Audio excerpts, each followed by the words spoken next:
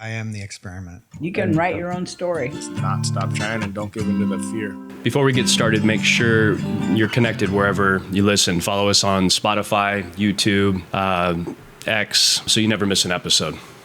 You're one of the most interesting people that I've ever met, and I'll tell you why. Is you're a war fighter who's also a corpsman, right? Which makes you a really interesting character. Already that's crazy, right? But then you're an artist. Yeah.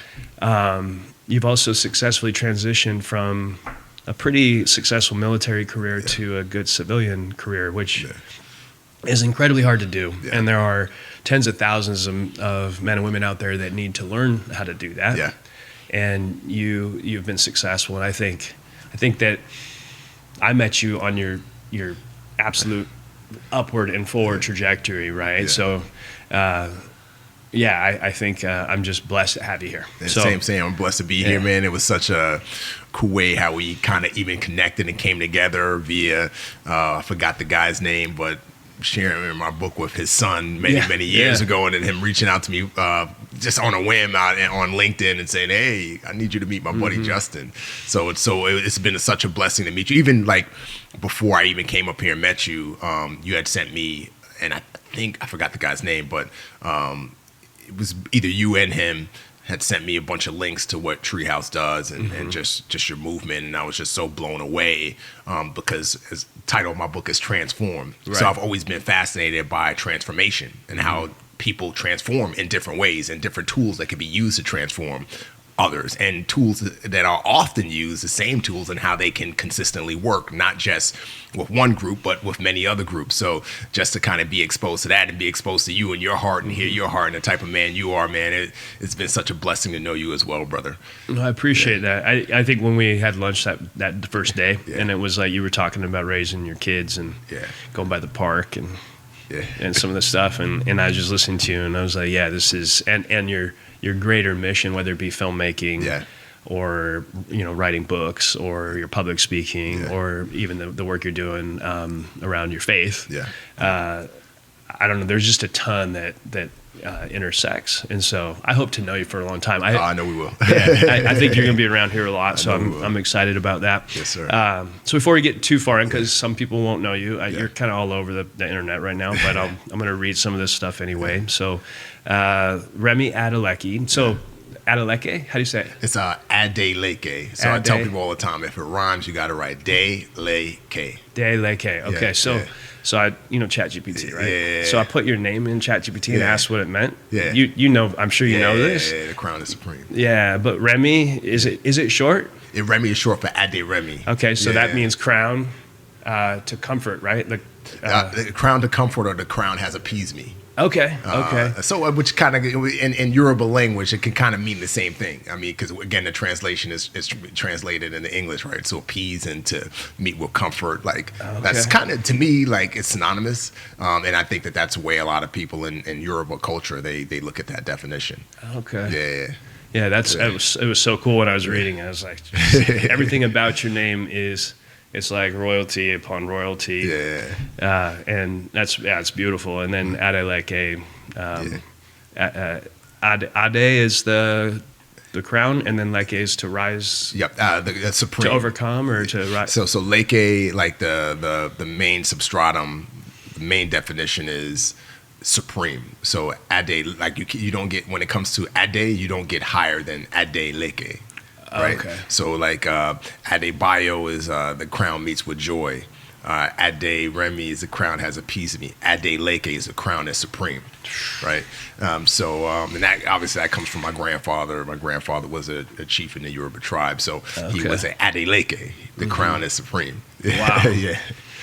Wow. That's a lot to live up to, man. Yeah. That's beautiful. So, so Remi Adeleke, I'll just read this because we're going to keep talking about stuff. So you're retired Navy SEAL. Not retired. Not retired. I got out in 2016. Okay. So, like, if I did, I joined in 2022. So, if I got out in 2022, I would have done 20 years. I would have retired. But I chose to get out after 13 and a half years. Okay. Yeah. So, separated. Yeah. We got listen. Honorably.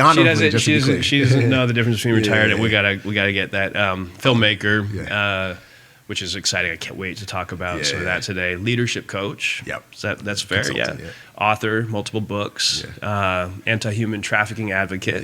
Yeah. Want to talk about that today too, Yeah. and then professor at University of Charleston. Yeah, man. Yeah, adjunct professor. Adjunct. But yeah, it's a new journey that's been so freaking cool, man. I don't know. We want to talk about. We'll it get later, we'll get into that too. Yeah. So, and then your mother Pauline, who we Yeah. just heard a bunch about, right? Yeah. Fitness influencer. She moved you and your brother from Nigeria shortly after your father passed. Yeah. Which was unexpected and maybe even Yeah. we'll talk about that It too. was instigated, yeah, for sure. Yeah. You moved to the Bronx, so you went from being the son of a chief. Yeah. You'll always be the son of a chief. Yes, always. Always. Yep. Amen. But living a lifestyle, one lifestyle Yeah. to completely opposite. Riches to poverty. Yeah. And then you the Bronx, and then got into a lot of things that kids being raised by single moms without a father get into.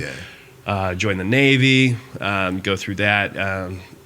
Navy for multiple tours, 3 tours, right? Middle East. Yeah. And somewhere along the line of that, you found God. Yes. Yeah. Yes. And then you even did some Bible studies in your unit, which is really cool. Yeah. And then since you retired, you got into Hollywood. Yep. And you were in Transformers. Yep. We've all seen you in Transformers, jumping around and all that stuff, right? So you're a filmmaker, actor, storyteller, professor, like we said, leadership mentor. And you just got back from a trip overseas. Yeah. So you're still going back and doing some of the stuff you were doing before on the civilian side. A key word was my last trip. Last trip. All right. Yeah, that was my last contracting gig, is what we call it. Okay. So yeah, I was in a very volatile country and working with some other former special operation guys and some government entities, and yeah, it was definitely an interesting ride jumping back into that world. How long were you gone? 2 months. 2 months. Yeah. And they wanted me to stay until April 11th, which would have turned into about 3 to 4 months. And you have full family now. Yeah, 4 kids, a wife. Yeah, me too. Yeah. 4 kids. Yeah, Is a lot. how old are yours again? 13, Yeah. 11, 7, and 4. Okay, yeah, we're right around the same. 11, 10, 6, and my daughter will be 5 in October, so she's 4. Yeah, Okay, yeah. Daughter's going to be 5 in May. Okay, so yeah, they born Really- the same year. So, what's the mix? Boys. 3 boys, and my daughter's the youngest. So we're exactly opposite. I got my oldest is a boy, and then I got 3 daughters. Oh, there you go. You go. It's a trip. That's crazy. Yeah. Yeah. So let's do. So you've told your life story a lot of times, Yeah. but I think it's really important to get into this Yeah. in order for people to really know who you are. And so I'd like to go through that and just get a background on you. Is that? Yeah. I'm easy, that brother. work? Yes, okay. sir. Yeah. So you were born in Nigeria, Lagos. Yeah. Lagos. Yeah, Okay. Lagos, Nigeria. Yeah. And tell me about Lagos. Tell me about Nigeria in general. How was it then, and how is it now? Yeah, so Nigeria has always been a country that's been rich in resources, which has afforded the country a lot of wealth, but it's also been rich in corruption. Okay. A lot of young people, as they're deciding what they want to do in life in their future here in the U.S., like especially young inner city kids who grew up in poverty, it's like basketball, and not for the most part, but this is often the trend. Sports is their way out, music, or drug dealing. You know, like Biggie said, you either sling, crack, rock, or you got a wicked jump shot, right? And but in Nigeria, it's different. In Nigeria, it's like music or politics, right? Because you could go into politics dirt poor and come out a billionaire. Why? Because of corruption. And so Nigeria has always been historically corrupt. And you find in countries like Nigeria, the reason why the corruption is so high is because of the massive amounts of resources that are worth billions and billions of dollars. And it's gas, right? You guys have Natural oil. gas, oil in abundance. Yeah. I mean, oil in abundance. A lot of minerals, gold, cocoa. As I mentioned, natural gas. Well, I mean, so Nigeria has it all. You know, some Nigerians refer to Nigeria as where civilization started. because of how I don't ascribe to that belief, but because of how many natural resources are in Nigeria, and so many brilliant people come out of Nigeria. I mean, when you talk about engineering and science, so they believe that Nigeria is the seat of where humanity started. And might be true. Could be good. Fertile Crescent, but it's like down, kind of. And so that's Nigeria for you in a nutshell. And because of that, the extremes as it relates to riches and corruptions, there's extremes as it relates to poverty and riches. There's no in between for the most part. There's no middle ground. You're either poor or you're absolutely rich.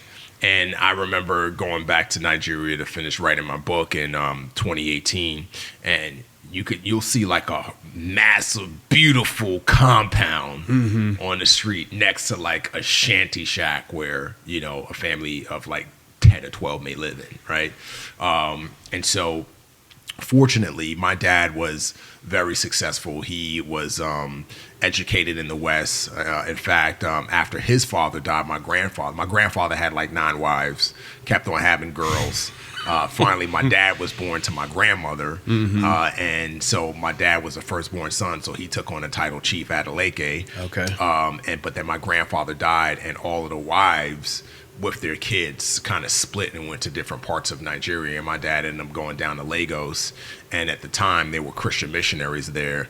And they were not only did they teach like the Bible, but they taught science and math and literature. And my dad was super smart. Like even before my grandfather died, my dad had memorized the Quran. He had like this ability to just memorize things. And I think I get that from him. I have a very photogenic memory, and it's easy for me to memorize scriptures or memorize faces or memorize topics or memorize even like I remember being in Buds and diving for the first time and doing combat diving at night underwater, and you have to memorize your kick count and your path and your nav plans. Why? Because you're underwater. Like you're not like on the surface. There's nothing to look. Like, so you got to utilize it. You got to remember the current and all of these things. And it was always easy for me to hit my point because I was able to look at my chart. We have a saying in our community: plan your dive, dive your plan. So it was easy for me to memorize my plan and then go out and dive it. And so I think I get that from my dad. But anyway, my dad was able to memorize things. So when he got down to Lagos and the missionaries came around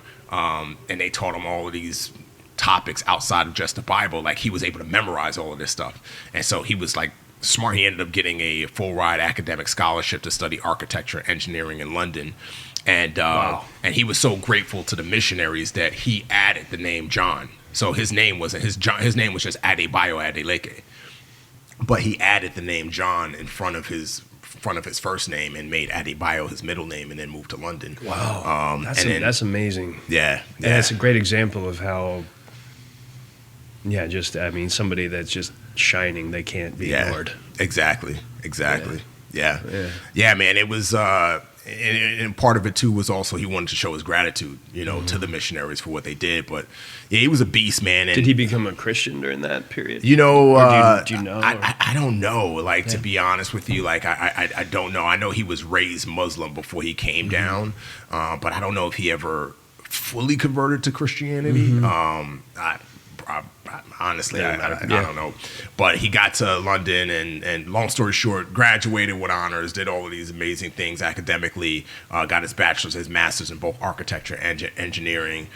He was invited to be on the board of the World Trade Center in New York City. He was on the board of the British Financial Planning Council in Great Britain. And then after a number of years, that's when he decided to go back to Nigeria and essentially take all of the knowledge and all of the wisdom, everything he learned from the West, and essentially try to build a World Trade Center, a center of commerce in Nigeria that people from all around the world could come and do business. Because, as I mentioned earlier, oh my gosh, he was a visionary, man. Yeah, that's so amazing. He kind of like took off into this hero's journey thing, right? Where he's getting to express these natural talents he has.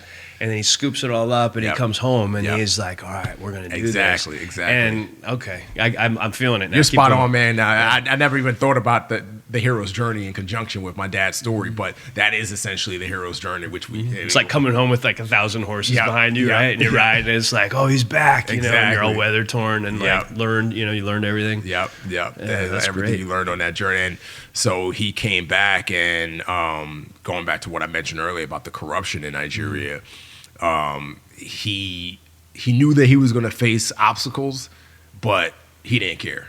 And as soon as he got back, he bought a massive plot of land called Marico. This was in the 70s.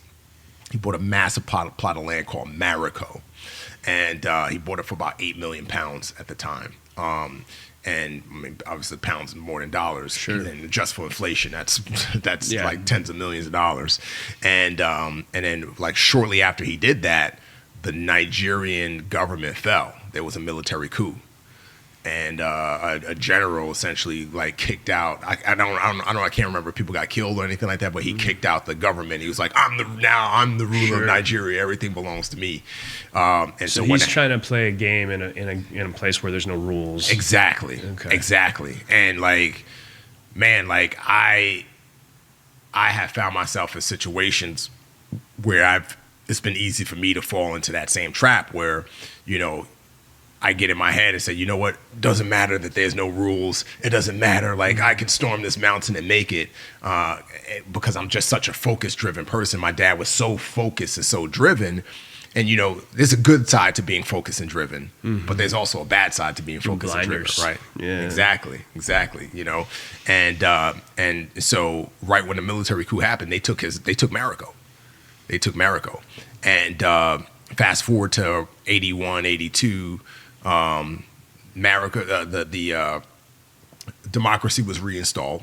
So everything went back to essentially the way it was before the military coup, and the guy who led the military coup kind of relented, and my dad was able to negotiate with the Lagos federal government for his land back, but they said we're not going to give you Marico because we're keeping that at this point, but we'll give you. Sorry. Yeah, Oh, that's really great. Yeah. But they said we'll give you something else that's equivalent to the price you paid for Marico, or we'll give you your money back. And so my dad essentially said, hey, I want there was a lagoon in Nigeria, which was essentially a swamp. My dad was like, I want the lagoon. And they asked him, what are you going to do with the lagoon? He said, don't worry about it. Because in my dad's mind, he figured, you know what, if I create something where there never was something, then regardless of what happens, whether it's a military coup or, you know, the president decides to take it, they can never say that was theirs because it never existed. So you can't say something was yours that never existed. Okay. And that's when me and my brother came around. So my brother was born. He's smart. I mean, that makes sense. Exactly. It completely makes sense. It makes sense in a logical country. Yeah. Right. Right. Where there's rules. And where there's rules, but in a very illogical country, it still kind of makes sense. But as time passes on, it begins to not make much sense at all. You know? I see his logic in it, though. Yeah. Yeah. And I mean, he's trying to learn from what happened before. Yeah. And then the swamp, too. It's like, who the hell wants a swamp? Exactly. And then when you go to Nigeria, man, like even now, like I said, I was there in 2018, you'll see like trash islands, man. Like, I mean, trash all in the water. I mean, you know, you think TJ's trash problem, you know, all the trash that gets pumped into the ocean is bad. Man, go to Nigeria, man. I remember seeing like islands that were just trash islands, and you see these pigs, I don't even want to call them pigs, but they're freaking hogs just walking around the island with kids that are walking around half naked. Yeah. And so Extreme poverty. Extreme poverty. When you went there, do you feel like a pull to Africa or a pull to that country? or is it like that's not me? I mean, I'm an American. For me, dude. Like I'm an American, man. Sure. You know what I mean? Like I love America. I'll never be ashamed to say I love America, Of man. course, like yeah. America has afforded me the life that I have. You know what I love about it. One of the many things I love about America is that you could come here with nothing. But if you put in the work, doesn't matter who you are, you can rise to the top, you know? And to come from where I came from in America, where I started out in America, to be where I'm at today, that's a blessing. Like, especially, you know, going back to the world that, I'm sure we'll discuss a little bit later, but the world I just came out of. Right. You know what I mean? And then coming back home to America and just the freedoms that we have, like freedom of speech. You know what I mean? Like the freedom to just traffic laws. Like red light, I ain't got to worry about the light turning green and then getting smashed. Because people don't even pay attention to they don't care about the traffic laws in other countries. You know what I mean? And so, man, America is such a freaking amazing place. But I am Nigerian. You know what I mean, Remi? I said it the wrong way. What I mean is, so one of the things that drew me to you was you appear to be drawn towards pain and suffering, and you have like a part of you that justice is extremely important. Yeah, 100%. And so forget about countries and borders. Yeah.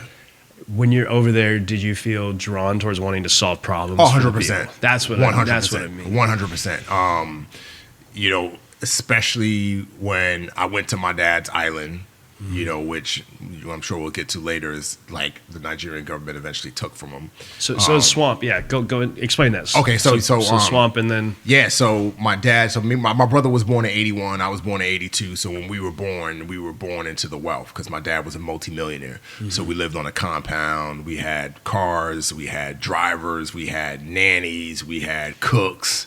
I mean, we went to lavish parties, like we hosted lavish parties. So that was the world I was born into.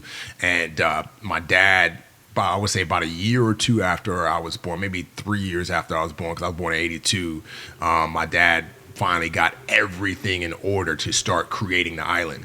So what he did was he hired Dutch engineers from the Netherlands, and they essentially dredged the foreshore, which dredging is essentially, just to break it down in layman terms, is like pumping sand into an area, body of water strategically, it's strategic parts, and then packing that sand, packing that ground, so to speak, until an island is formed. And so my dad started the process of doing that. And that's what they're doing in Dubai. That's the way they do in Dubai. Exactly what they do in Dubai. But your dad did it first. He did it first. He did it before Dubai. That's so I think cool. I think the first, I could be wrong, don't quote me on this, but I think the first country that did it was London. I'm sorry, was the UK and Heathrow Airport. Because I believe it. Again, I could be wrong on this. Heathrow Airport, that area was water. Okay. From what I recall. Here too in town, in one of the wealthiest places in all of this area is Balboa Island, and I've seen old pictures, and it was just like marshes and waterways, and somehow someone told me once that it's man-made, and I don't know that it's not what you're talking about, but I think they kind of just shored up everything and kind of created a spot and then put concrete over it and turned it into similar type of deal. Yeah. Now I wouldn't be surprised. It's a thing. And like you said, Dubai is like really freaking dude with the Palm Islands and like they creating like art. Yeah. You know what I mean? Yeah. Art. And so once all of that formed, I was probably around 4 or 5 years old at the time, and my dad started signing contracts, doing deals with construction companies, to build buildings. And as a matter of fact, the designer of the World Trade Center Nigeria was just Japanese architect of the World Trade Center in New York City. Wow. Yamasaki. And I met him when I was a kid.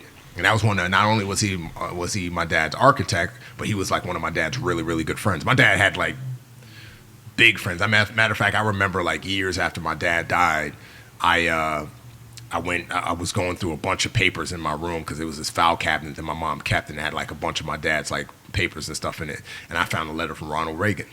Wow. Yeah, man. And how old would he be now, Remi? So my dad was born in 33. So let's see. Maybe 80. Yeah. Wow. Yeah. That's crazy. There's probably people out there. I can imagine you one day meeting somebody and being like, "You're the chief's son." And being like, I could see that. I don't know why. I get contacted from people from Nigeria on social media all the time. As a matter of fact, on the drive up, I was talking to this guy who found me on Instagram, Nigerian guy. He owns like a super successful multi-million-dollar textile company where he does he has contracts with Chanel and I think he said Louis Vuitton and a bunch of these other companies. He has a contract with the NBA and all of this stuff. He's a designer, and he was like, dude, like I can't believe, like we were talking, and I was like, he's like, I can't believe I'm talking to you, like, because he knows my story, knows my dad's story, and I get a lot of Nigerians, man, who. To tell you this funny story, I remember being on a ship one day when I was I was doing a deployment with the Marines, and we were on a USS Peleliu, and I was standing in line in the chow hall line, and these two, just like Coming to America, these two Nigerian guys in coveralls, they walk past me and then they stop and they turn around because we wear our name tags on our uniforms, and and they said, Adeleke? I was like, yeah, and then they start speaking to me in Yoruba, and Yoruba was my first language, but I haven't spoken a year, so I lost it. Sure. And they started speaking to me in Yoruba, and I was like, I don't know what you're saying. Like, how could you not know your name? You know your language. You are Adeleke. You are Adeleke. I know that's it. It's like, how do you not know? So my so dad is a legend in in Nigeria. It's literally like your royalty, and so they're immediately like, oh my gosh. Yeah. And then they know, they connect me to my dad's story, and a lot of people in Nigeria, I mean, most of Nigeria know, because everybody in Nigeria knows Banana Island. That's like everybody in California knows Beverly Hills, right? Yeah. And so, because now the richest Africans on the planet live on Banana Island. Now, it wasn't called Banana Island. When my dad created it, it was called Lagoon City. Okay. But they, after what happened with the government happened, so I'll get to that, and then I'll get to. But the main point of what I was trying to say is, like, my dad's story is very prominent amongst Nigerians. Sure. And they know him as a visionary, as a guy who was ahead of his time, and as a guy who strived to do great things for his country. And a lot of Nigerians resent Nigeria for what they did, especially because of how corruption still thrives in Nigeria, and I get messages all the time like, we are so sorry what our people did to your dad. We are so sorry that they stole your dad's land. Like, your dad was looking to make Nigeria better, and he's building buildings. And how did it go down? What happened? So one day people are just like, sorry, this is nice work. Yeah, we're gonna go ahead and take this now. Essentially, like, after the land had fully formed, and then like they started building buildings on the land, and then people saw, like, it worked. Like, the buildings are not collapsing and falling down, and the island is not sinking back into the water. That's when the Lagos state government came in, went to my dad, and they said, hey, that land doesn't belong to you. That island doesn't belong to you. And they tried to use some janky law that said the foreshore was too close to Lagos state. So because of that, it belongs to Lagos state. When it's like, okay, if that was the case, you saw this guy pumping sand where he was and creating the island for years. This is something that happened over the course of a week. I mean, we're talking the number of years to be able to develop this island. And you didn't say anything then, but all of a sudden you wait till now to say that belongs to. So they started the process of confiscating the island. And as my dad, my brother-in-law is a lawyer. My dad had like really powerful lawyers in his pocket, and as they started fighting the Nigerian government, the state government, my dad started getting death threats, and it was going back to the corruption. Right? They were people that just wanted it for themselves because they saw how lucrative that island was and could be. Like, it was essentially a gold mine. Sure. Because it's land. I mean, how much money does it cost to build a house in Beverly Hills, right, or in San Francisco? It's a lot, because land is very valuable. And people got greedy, just like they do with oil now. You'll get politicians that we talked about earlier that they'll go into politics. People that will go into politics to become billionaires. How does that happen? You'll get somebody who'll go into politics and they become the minister of oil, right? And they'll start signing contracts with other countries. And in those contracts, like, the contract will be like $2 billion or whatever the case may be. And in some strange way, that the oil minister will get $1.8 billion in their pocket. Yeah. Right? It'll disappear in their pocket. Yeah. And then the country gets $200 million. Yeah. I mean, look at all this stuff that they're uncovering with Doge. Exactly. Right now. Yeah. Exactly. Like, Doge is like, what they're finding and uncovering is nothing compared to how it happens in Nigeria. The reason why so many Nigerian troops are getting smoked and slaughtered by Al-Shabaab in the northern part of Nigeria is because they don't have enough bullets. They don't have weapons. Their vehicles aren't maintained. Why is that? Because the president will give, again, I'm just throwing out a random number, $200 million to a specific state and say, hey, this is your money for the military to be able to go fight Al-Shabaab. Dude, 180 million goes into the pocket of that politician. And then what they do is they move that money to offshore accounts. They move that money to bank accounts in London. I mean, there was a big story that came out a few years ago of the oil minister who she had moved billions of dollars to London. And they tried to get her to extradite to come back to Nigeria, but she was like, nope, I have cancer. I'm staying in London. Wow.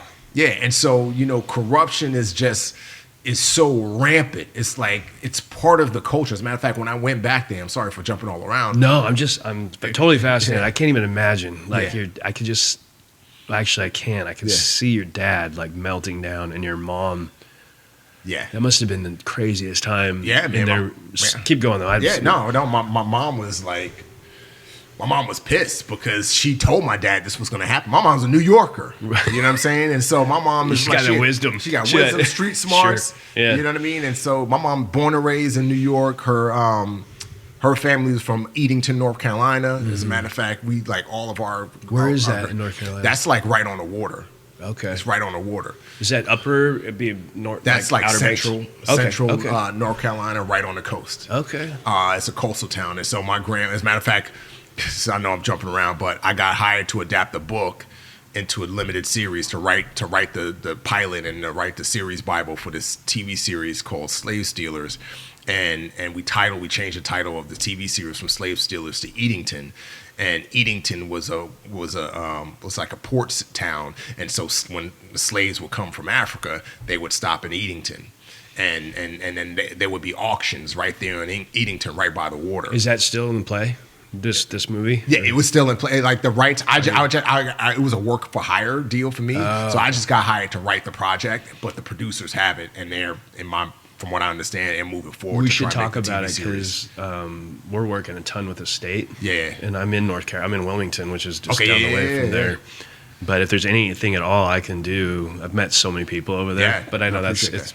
if it's contracted out and you're just yeah. I was just a hired gun, man. Got it. They just wanted me to write it, but I forgot how I got on the topic of Edenton. And I probably should. But my mom, she's she's from Edenton, so that's where my family is from. My great grandparents are buried there and all of that stuff, and so my mom was raised in New York City, and so she had the street smarts and street wisdom to tell my dad, dude, all right, you need to put some money in the U.S. Like even before what happened with the government happened, the state government, she told my dad multiple times, put money in a bank account in America, because all of our assets, all of our money was wrapped up in the island, because my dad knew that once everything was set up, dude, he was going to be getting millions of dollars $1 million checks every day. Sure. You know what I mean? He had signed contracts with Marks and Spence, which was like a really big, just think of it like a Macy's. It was like a really big Macy's. Other companies, McDonald's, like all of these other companies that were going to be on Lagoon City, because Lagoon City was supposed to be like Wall Street. It wasn't meant to be a residential island. It was meant to be a business sector. And so my dad had signed. So all of my dad's money was wrapped up in the island. And so when that happened, my mom was pissed because she was like, I told you. I told you this was going to happen. And did she talk to you about how it was when that was happening? Oh, yeah. And what Yep. She talked about all of the stuff that happened as far as the death threats. How was Dad dealing with it as it was all unfolding? Was he... Stress. Yeah. And that's what ultimately he would go for walks. Yeah. When he would get really, really stressed out, he would go for walks, and people in our inner circle knew that, and which brings me to how my dad ended up dying. So my dad one night, as he was fighting the government for all of this, and here's another thing: the federal government didn't step in and say, "Hey, we're overriding you." We sold that to him. That was his compensation. Like his compensation for Marico was the swamp. That's it. They didn't come in. They could have easily squashed it all. As a matter of fact, General Dungy, I'll never forget his name. He was a big general, and he was one of my dad's good friends. He could have said something, didn't do anything. You know what I mean? That dude's still alive, billionaire. Billionaire. General Dungy's a billionaire, right? Yeah. And so my dad one night, he went out for a walk, and our neighbor's dog bit him. right? Like ran the liquor. Like the dog would never bit my dad. It was like knew my dad. Like so, it was just very like it was essentially all a setup. So my dad got bit. First thing you do in Nigeria when you get bit by a dog is you go to the hospital get a rabies shot. Of course, right? yeah. Everybody knew this, okay? And I'm gonna get to the point about the inner circle, knowing my dad's pattern of life and what to do and how to essentially set him up. So my dad goes to the hospital, gets medication, and comes back home. He doesn't take the medication right away because he felt all right. He didn't feel like he needed to take the medication. He flew to Germany for a business meeting and talked to lawyers about helping him out his flight. Me and my mom at that point, and my brother, we had flown to New York because my mom was like, "Hey, we need some time in New York, like especially with all of this stuff going on, all the death threats and everything like that." So then my dad flew from Germany to New York, saw me and my brother and my mom, and then flew to Nigeria. So this took place over the course of about 2 weeks. He flies back to Nigeria. Our maid, Jane, she set the bath for my dad. He took the medication, finally took the medication. He's like, I'm going to just go ahead and take it. He takes the medication, gets in the bath, maid closes the door and leaves, and he never comes out of the bathroom. Autopsy shows that the medication is ultimately what killed him. So the medication was poison, essentially. So somebody intentionally gave him bad medication to kill him. I don't know what the right term is, but they poisoned him. Sure. Is that's in the autopsy? That's documented. That's not like speculation. Like the medication ended up killing him. And so my dad dies. How old were you when you? I was 5. No, how old were you when you learned what happened? Well, I didn't find out about. Did mom not tell you that until you were? I didn't find out. Well, my mom always told me the story about him being bit by a dog and like him dying. And my mom was always told me it was like the Nigerian government. But when I was prepping the book, when I was writing the book, I found the autopsy report. I found the autopsy report, and I was able to obviously put 2 and 2 together with what my mom shared. But the autopsy says the medication killed him. It says that he was given bad medication, it was poison and killed him. Gosh, man. And so, and I think after I read that report, I put that in a book. But I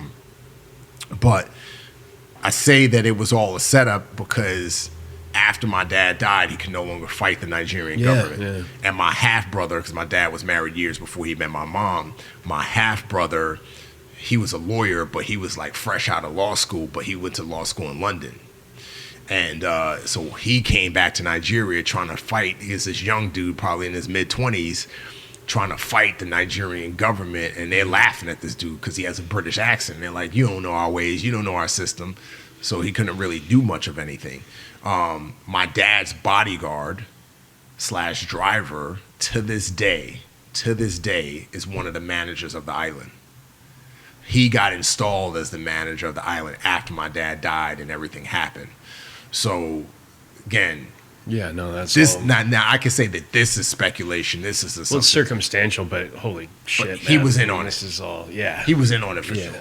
And so he's like super rich now, and he runs the island to this day. He's a lot older now, but he was my dad's bodyguard and driver, and got installed as the manager of Banana Island right after my dad's death, and to this day is still the manager of the island. When you went back for the end of the book, did you went there, right? You went yeah, I went to the island. I went to the island and saw it, drove around, and it's like Coronado. I mean, obviously the quality of the builds aren't as nice as America. Did it have the gravity? Did it hit you, or were you just kind of, was it surreal? Like, I'm here? You know, it was, I want to say it was surreal. It was just like, yeah, I'm here. Okay. I'm here. Mm-hmm. It was even hard to get on the island because you got to go through these security checkpoints and all of this stuff. And so I had to like maneuver my way in to get in. My dad built this. Yeah. And so, but when I was there, I was just like, interesting. You see all of these mansions, you know, wasn't meant what it wasn't. But, you know, all honesty, dude, like this might sound weird to say, but I'm so grateful for the way things turned out because I would not be who I am today if it wasn't for what happened. like all my half siblings, as I mentioned, my dad was married years before he married my mom. But all my half siblings, they went to boarding school in the UK. They all have British accents. They're all really posh, and only one of them out of the three ever wanted to have anything to do with me and my brother, because they did not like my mom, and so they would, because she's American. Because she's American, not and from royalty type. and she's not Nigerian, and she, and they just didn't like my mom, so they didn't like us, and so to be able to, and so interesting because I got contacted by one of my half brother son, who's, I think he's probably like in his probably mid-20s now, and he reached out to me on Instagram. He was like, "Hey, we need to get the family together and do all of this stuff and build together and do all of this stuff." And I'm like, "Dude, I got a different life now, man. Like, that sounds all cool now, but you guys are from a completely different world than I'm from." Yeah. You know what I mean? If you wanted to do all of that, we could have done all of that, years ago. But your family didn't want to have anything to do with us. And so this is not me being vindictive for getting back, but it just doesn't work in my system anymore to try and partner with you guys on anything. Yeah, well, it's crazy too, because first of all, I think your dad would be incredibly proud of what you've done. Yeah.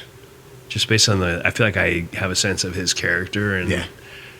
I don't know, it's if He would've been if pissed he's if seen what you built so far, and your family and your wife, and I mean, like now, yes, but when I joined him, for me joining the military, he'd been pissed because because in Nigerian families, dude, like it's all about college, and like a college degree is equivalent to a GED in a Nigerian family.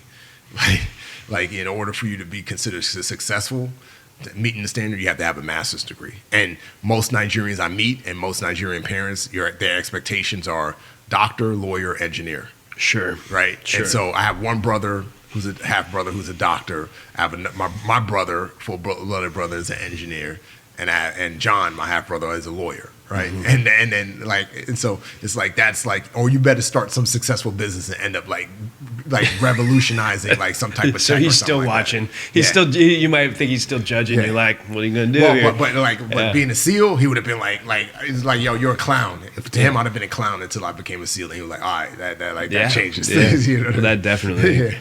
Yeah. That's so cool. Yeah, I can. What's really interesting about what you're saying, and I think about this a lot, and I'm guessing you do too, having 4 kids, is if your children are raised in a posh environment, and they don't develop the edge possibly that maybe you were blessed with or I was blessed with, and if you don't have that, then how do you create that for somebody that's born? And I think about it all the time. I mean, my kids have everything I never had. And it's like how do you recreate the kind of, I don't know. It's hard, man. I mean, it's hard and it's easy. It can be hard, but also it can be easy. Mm-hmm. I think it all depends on your partner. You know what I mean? Sure. And I find that, like, for me, I want my kids to not have like an extremely hard life or a hard life, but I want them to be challenged. In areas. I was actually having this conversation with my both of my 2 oldest sons this weekend, because my oldest son, they both play basketball, right? Mm-hmm. This basketball team, they play in this basketball league, and I was coaching the team before I left. I was coach for both of my kids. They're on 2 separate teams before I left. And so when I got back, this weekend was my first weekend back where I was able to watch their games. And I still kind of coached, which I know I'm sure I pissed some of the coaches off because I'm on the side like, dude. But my son, my oldest son, the night before his game, because my second son, he had a game on Saturday. I was there, and then Sunday was my oldest son's game. And the night he said something to my wife, and so my wife comes into the room the next night, and she was like, Keating doesn't want you to go to his game because of the X, Y, and Z. He wants me to go instead. And I was like, huh. I was like, that doesn't make any sense. I was like, I need to have a conversation with him. And she was like, no, don't have a conversation with him. Like, don't tell him that I told you and this. And I'm like, Jessica, like, my job as a man is to raise his kid up to be a man. he's going to be a man one day. And being a man is not easy. Like any man that says that being a man is easy, that dude's not a real man. That's like true. It's a challenge. Like there's a lot of responsibility that comes, and especially when you have a family. And I told my wife, I said, if he can't have if I don't create a space where he can learn how to have a challenging conversation with me, then he's not going to feel strong enough to have a conversation with another man about something that he doesn't like when he becomes a man. And she was like, no, that's not true. I'm like, Jessica, listen, you're a woman. No offense, but you don't know how to turn this guy into a man. You've never been a man. I said, I need to have this. And she argued with me about having this conversation with him. And then finally I said, I don't care what you say. I'm having my conversation, not just with him, but with my other son, because I want them to feel comfortable to say whatever they need to say with me, obviously with respect. Sure. And then, you know, if they're right, it's my job as a father to be like, you know what, you're absolutely right about what you said. I take the hit. I'm going to do better in that area. And so, dude, the next morning, dude, we, you know, my wife, I go out to the garage to go do something, and my kids are all downstairs. And my wife went up to my son and said, your dad's going to have this conversation with you about X, Y, and Z. And, like, I was upset because I was like, dude, you shouldn't have said that to him. You know what I mean? Like, you need to let him be a man. Allow me to be a father and allow him to grow out of this experience. Because that's part, and this all speaks to your point about like creating a hard environment for your kids so that they don't grow up being that wimp. They don't grow up being someone that's weak, right? And so when we got in the car, I said to my sons, I said to both of them, my two older sons, because we both drove together, and I said, hey, what's daddy's job? And I was like, okay, daddy's job is for me to teach you how to be a man. And being a man is hard and prepare you for manhood. And part of that is, you know, as I mentioned, is you guys being able to have tough conversations with other men and challenging conversations. And I was like, none of you, and I told him, I was like, both of you guys are not in trouble. Keating, you're not in trouble at all. I'm glad that you shared with your mom what you shared with her the night before. Kudos, you're not getting in trouble for that. So I don't want you to think that. But why do you think this? Tell me why you think this. And let's have it. And we had a great conversation, dude. We had a phenomenal conversation. And I told him at the end of the conversation, I said, good. Now, anytime you feel or think, whether you're right or wrong, that daddy's doing something wrong as a father, you have an open door policy to come to me and be like, daddy, I feel like you're doing this wrong. Can we have a conversation about it? Right? And that's good, Remi. Yeah, and so, dude, like, everything was great. And here's a crazy thing. Yesterday, right? And I haven't brought this up to my sons yet, but I was able to kind of use this as a case study to talk to my wife about it yesterday.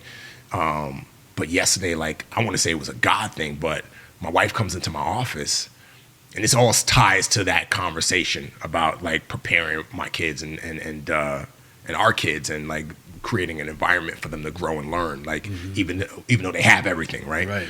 And so my wife comes into my office and she's like, hey, the fridge is broken again, right? We have this nice Sub-Zero fridge, and before I left, it had broken, and so the fridge stopped working, but the freezer worked, and this guy came to fix it. He fixed it, but then but like literally the next day after he fixed it, the fridge started leaking.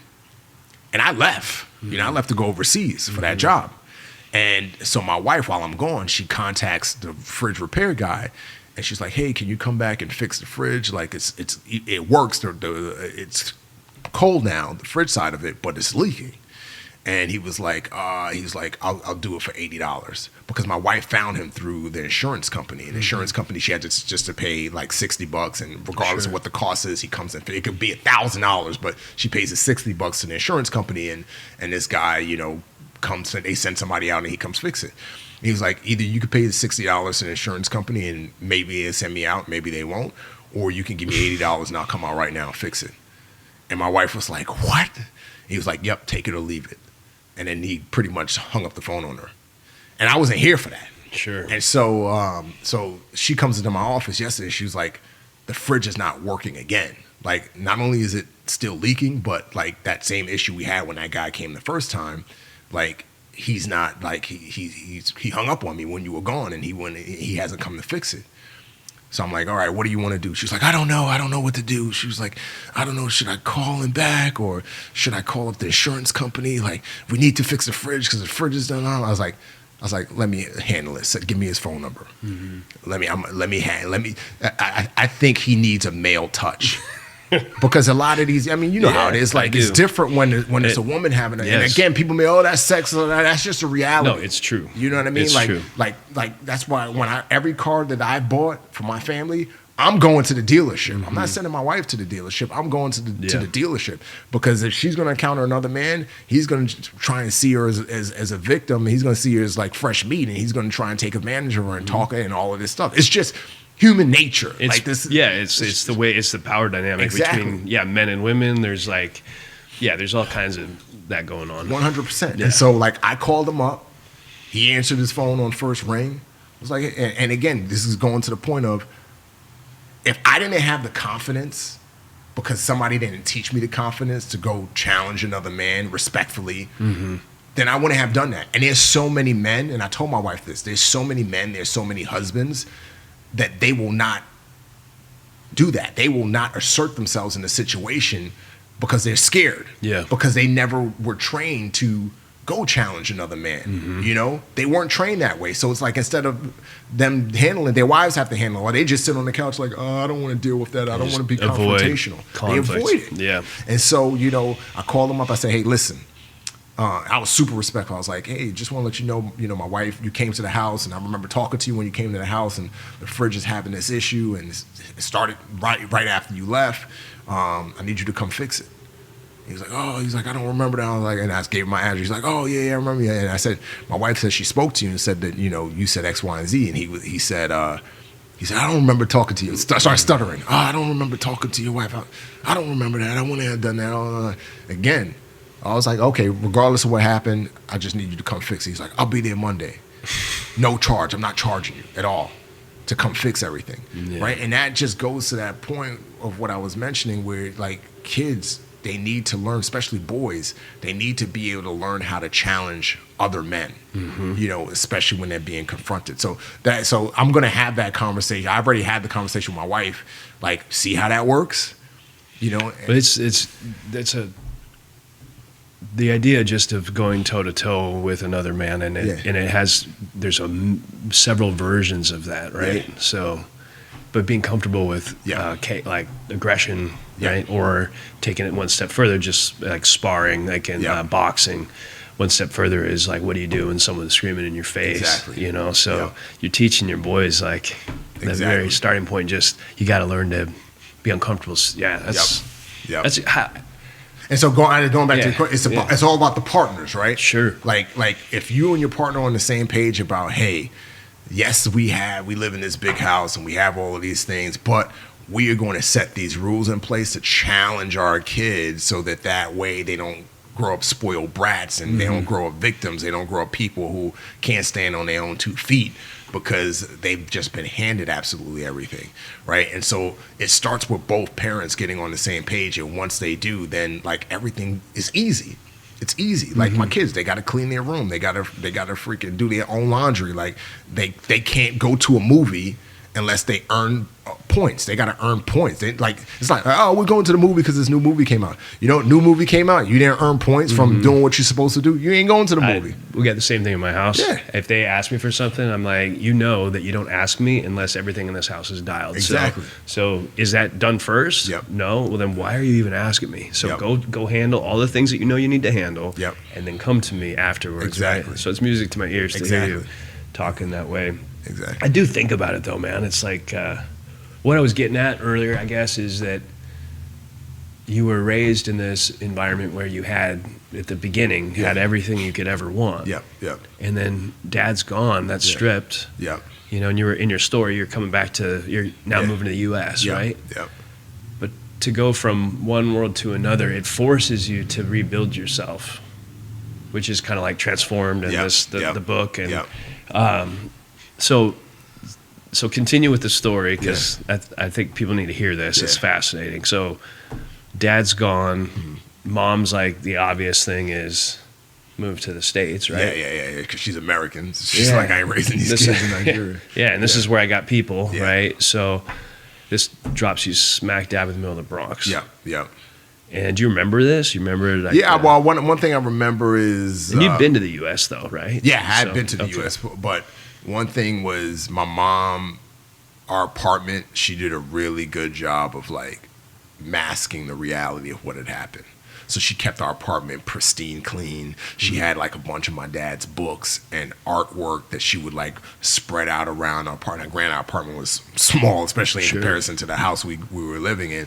But she did a good job of like keeping everything, like creating a little Legos. We lived on an island called Victoria Island in Nigeria, which is, again, that's like a Beverly Hills Coronado. Like taking Victoria Island and putting it in our little apartment, right? And then keeping us from the streets, doing what she could do to. And I remember, like, my dad had, she had used like the last bit of money to try and keep us in this private school in New York City. We were in that private school for maybe like 2 years, and then after that, she couldn't afford it anymore. But it was like little things like that, so that way we had some type of semblance of what had happened, or what we once had. And it wasn't until the culture shock didn't come until years later. Once I was able to like get out of the house and walk to the corner store and play basketball in the basketball court and like see crackheads and take the bus and walk to school and all of this stuff on my own. Once I was able to, because that was another thing. My mom had like this car, and she named the car Morenike. It was like a Nigerian, a Yoruba name.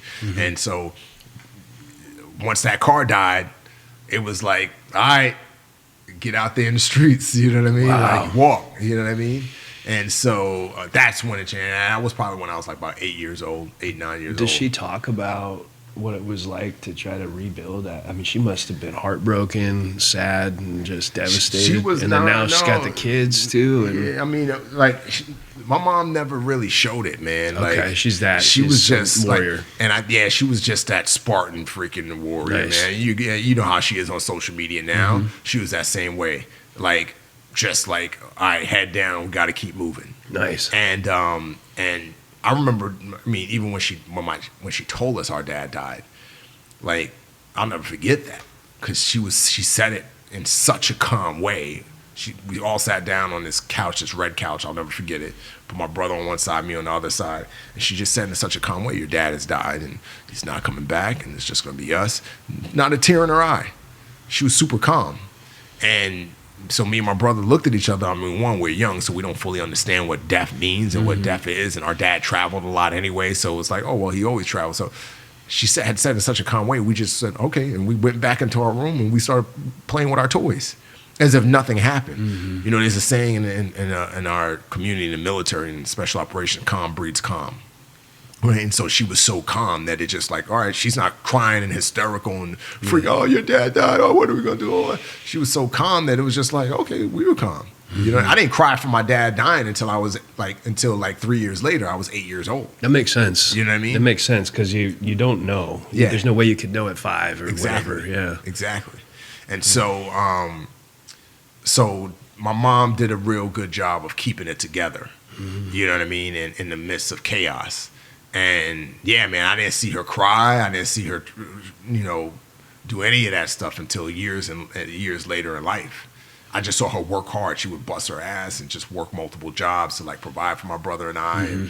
And she would run the steps that we had 17 floors in our building.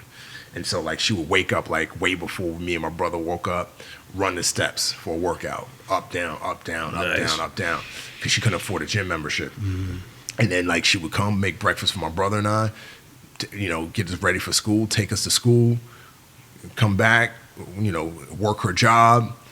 My grandmother, my mom's mom, would help out after school watching us while my mom worked. And then she would come back. She would make dinner for my brother, because my grandmother couldn't cook. She hated cooking. and she would come back, help my brother make dinner, feed us, help us with our homework. And then she went back to working. She would work, and then she would do that nonstop. You know what I mean? Like working another job, because she was a teacher in the public in the South Bronx. Okay. During the day, and then she had like her writing job that she had. Sorry, keep going. No, that was. I was just thinking about, so you obviously have a lot of your dad's talents, or like your just gifts. Yeah. Like, and do you remember any times when you were younger realizing that you had some of those? Yeah. I remember I'll never forget it. Actually, I was, let's say I was like 17 or 18, and I had started a record company. And I was selling drugs and doing phones and doing other stuff to make money to fund the record company. And I remember there was like a community center that I had rented out in the complex I grew up in. And I had all the rappers that I had signed to the record company and guys who were working with the record company come through. And my Uncle Mike came through. And I gave this speech about like, we're going to win, we're going to do this, and everything's going to be on the up. We got the best artists in town. We're going to be the next big thing, yada, yada. And my uncle came up to me afterwards, and he has since then moved to he lives not too far from me in San Diego. And he said, man, he was like, Remi, you got a gift, man. He was like, you got a gift for like motivating people and for business. Like, I wasn't expecting you to give that speech and to be so structured and to know what your plans are for this business and all that. Like, I had no clue. And he was like, you got a gift, you're gonna go far. And that's when I realized it. When I was like, oh man, I got a gift to do business and to create businesses and to create something that could turn into financial prosperity. And that was when I was about 17, 18 years old. And that came from my dad. My dad had businesses. Was Uncle in your life earlier? Or was there any male figures in your life growing up? I had so my Uncle Mike, I didn't meet my Uncle Mike until I was like maybe like 12 or 13. He had moved to the Bronx, I want to say around that time, which was not too far from me. So he was in my life, but then he had his family. You know what I mean? He was married, and then he had his 2 kids, and then he moved to New Rochelle, nice area, which is like the suburb, like north of New York City. And he was still in my life, but he had to focus on his kid. And his son, Jordan, was born with muscular dystrophy. Okay. And Jordan ended up dying when he was 12. And so, and that was one of the reasons why my Uncle Mike moved to San Diego after my Jordan died. I was in the teams at the time, and he was just like, hey, like, you're my son now. Like you always been in my life. Like, you're my son. And even my kids, he treats my kids like those are his grandkids. Like, he's like those are my grandkids. You know what I mean? And so, Uncle Mike. So Uncle Mike, he's a good dude, man. Real good dude. And then my Uncle Kurt, which was Uncle Mike's his sister's husband. Okay. So like his son Cordell was my cousin. He was a lot younger than me, and I would, my high school wasn't too far from his elementary school, so I would pick him up from elementary school sometimes and walk him home. And when I started getting into selling drugs, I got a nice car, so he would always love when I would drive my nice Lincoln up to school, and all the girls would be like, oh, you getting that nice car? Because he's this little kid, he'd get in the car and I drive him home. My Uncle Kurt was he was a Green Beret. Okay. In the Army. He had jacked up his back and got medically retired. But so I would talk to him from time to time. And I remember one time I got in trouble with my mom. My mom didn't know who to call, so she called up my Uncle Kurt. My Uncle Kurt, I'll never forget, he picks up the phone. My mom hands me the phone, and I'm like, what's up? And he's like, you stepping on your dick, boy. So good. I had never heard that ever in my life. I'm like, what? Yeah. I was like, what are you talking? He's like, you stepping on your dick. Stop acting like This is your first step into the military, way before it happened. Yeah. Beautiful. I'll never forget that, man. He's still alive. He's cool. I was actually talking to him when he hit me up when I was overseas, and I was like, yeah, I can't talk right now. I'm like in the middle of something overseas. He didn't know I went over. And then he's like, handle your business. Then when I got back a couple weeks ago, we talked on the phone. He was like, I know this world. He was like, I know you couldn't tell any of your family because they don't understand the warrior life. And I was like, yeah, man, because my Uncle Mike was pissed when I went. Sure. He's like, dude, what are you doing? You got a family. Like, you walked away from that life. Like, what are you doing? And I was like, Uncle Mike, like, I'm part of the warrior class. Like, when you get the call and you have the means and ability, you answer that call. Like, not everybody understands that, but my Uncle Kurt, I was able to talk to him about it. He understands that, Sure. Wow. That's okay. So you're in New York. You're running around. You said you're selling drugs and selling phones. Yeah. So you got into some trouble. Yeah. And And then that led you to the Navy. Yeah. Can you explain that jump? Yeah, man. I sold some phones to a drug dealer, and it was supposed to last for 90 days. There's a whole lot more to the story, but I'll condense it for time. And they only lasted for like 30 days. There were people who were, because I was selling illegal phones. There were people who were getting caught doing what I was doing. They were getting prosecuted and sent to federal prison because it was a federal crime. Because we identity stuff. It was identity theft, and I had a guy who I went to high school with, and his girlfriend worked in a hospice center. Mm-hmm. So I was using the identity of people who were dying in order to activate these phones, and so like I think that was one of the reasons why I got away with it as long as I did, because once you're dead, you're not worried about your credit anymore. Of course, yeah. But there were other guys that were like, they were just stealing people's information, and then it was getting investigated. And these people in my office, and we were making like tens of thousands of dollars because we would activate the phone. On one person's line of credit, you could activate 3 phones. And I would sell the phones for anywhere between $300 a pop to $800, depending on the style of phone. And they would last for 90 days. And then after 90 days, the phone would cut off because the bills weren't paid.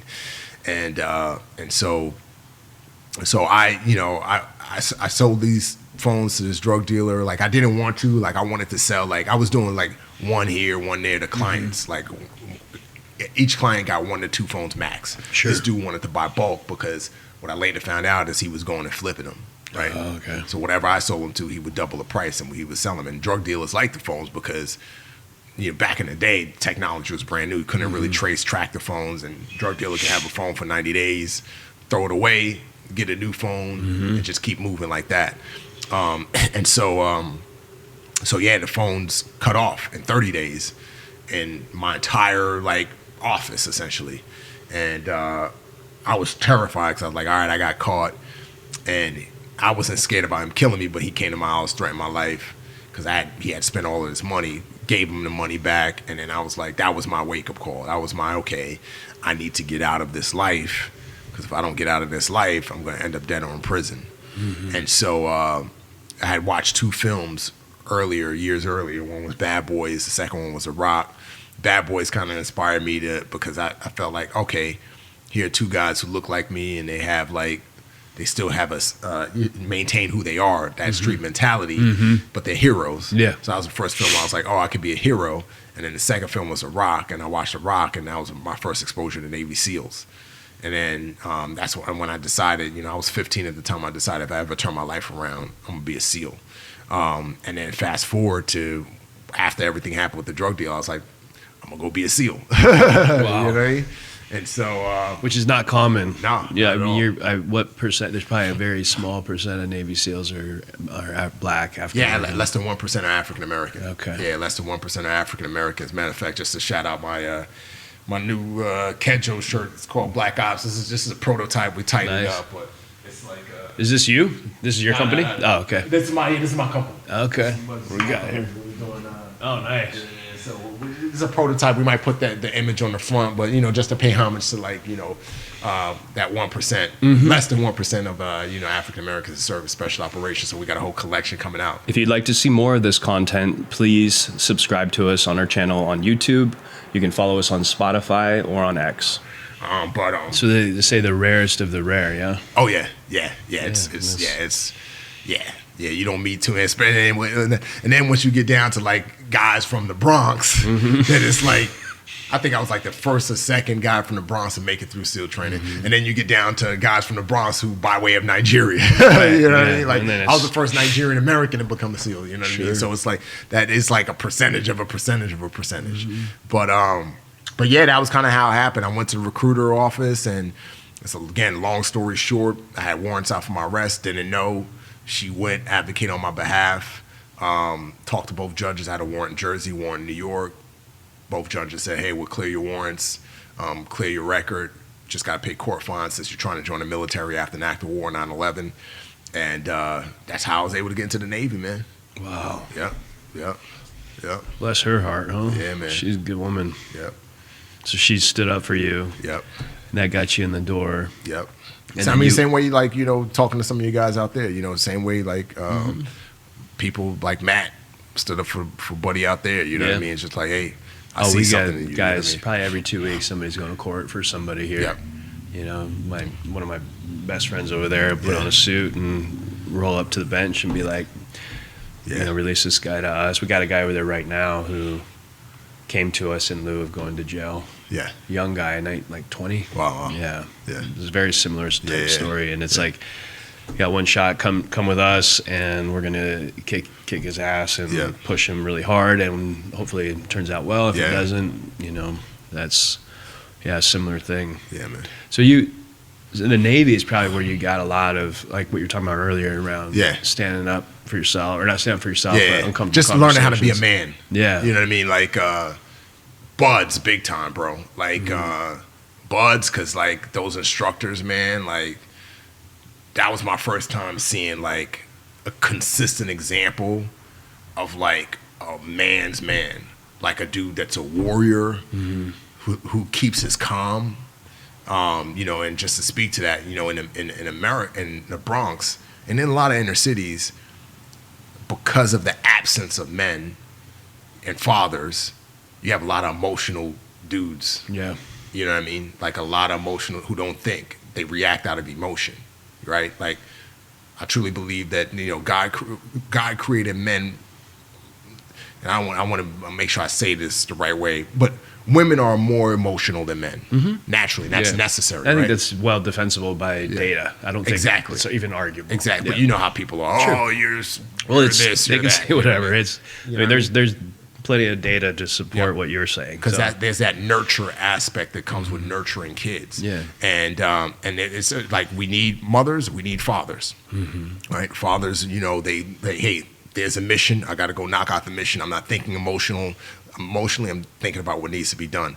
And so when you live in an environment where all the fathers are gone, all the boys and girls, but boys, you know, especially, all they have is that example of, hey, react out of emotion, make emotional decisions, right? Because it takes a man to make a man, right?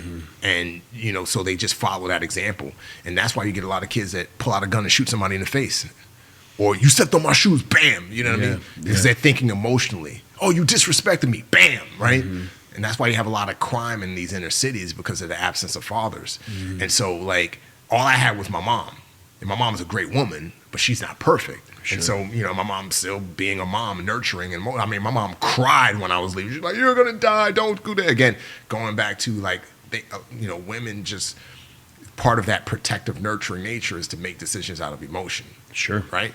And again, it's necessary, right? Just like men make decisions out of a different box, women. But the benefit is when those two come together and they work together, right? And so my mom was free. Don't make that decision. You're gonna die. They're gonna put you in the front lines. Yada yada yada. Now, if I would have responded and reacted to her requests because of her emotional decision, I wouldn't be where I'm at today. Right? That's true. And so you know, again, it's necessary, right? Just like with my wife. Oh, I don't want you to talk to Keating about the conversation he had with me, because if you do, he's going to think he's in trouble and blah blah blah blah. And it's like, that's an emotional response, but you got to look at this logically, right? I got to be able to have this conversation with my, but so we both need to come together and meet somewhere in the middle, right? I need to have the conversation with him, but I can't be screaming at him like, why'd you go talk to your mom and blah blah blah blah blah blah. Like, that's foolish, right? It's so interesting. As a woman's, like, it's almost like their job. It's this comfort and like care. Versus like a man where it's like temperance. So it's just like slightly tapping until it becomes like pounding on. So it's like you understand when you go out in the world, you're capable and strong. Exactly. Right? And then, but of course, the nurturing, like all the way back to breastfeeding, it's like, you know, my job is to protect this defenseless creature. Exactly. But he's not defenseless anymore. He's growing up, and he needs dad. Yeah. And so when I got the buds, I was able to see these non-emotional dudes who are just like, who are freaking knuckle dragging warriors, but also intelligent. Like, in order to get into SEAL training, like, and be a SEAL, you got to score really high on your ASVAB test. Like, you got to have, like, I mean, I remember going through buds, and there were guys who, like, graduated Harvard. There were guys in my class who were Rhodes Scholars. There were guys in my class who were engineers and lawyers and decided, this is boring. I want to be a Navy SEAL, right? Yeah. So you're dealing with the cream of the crop, and then once a guy's made it through SEAL training, become a SEAL, going off to war,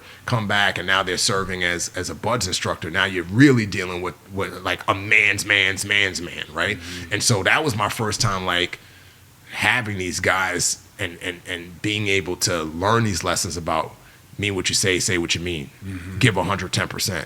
There's no I can't.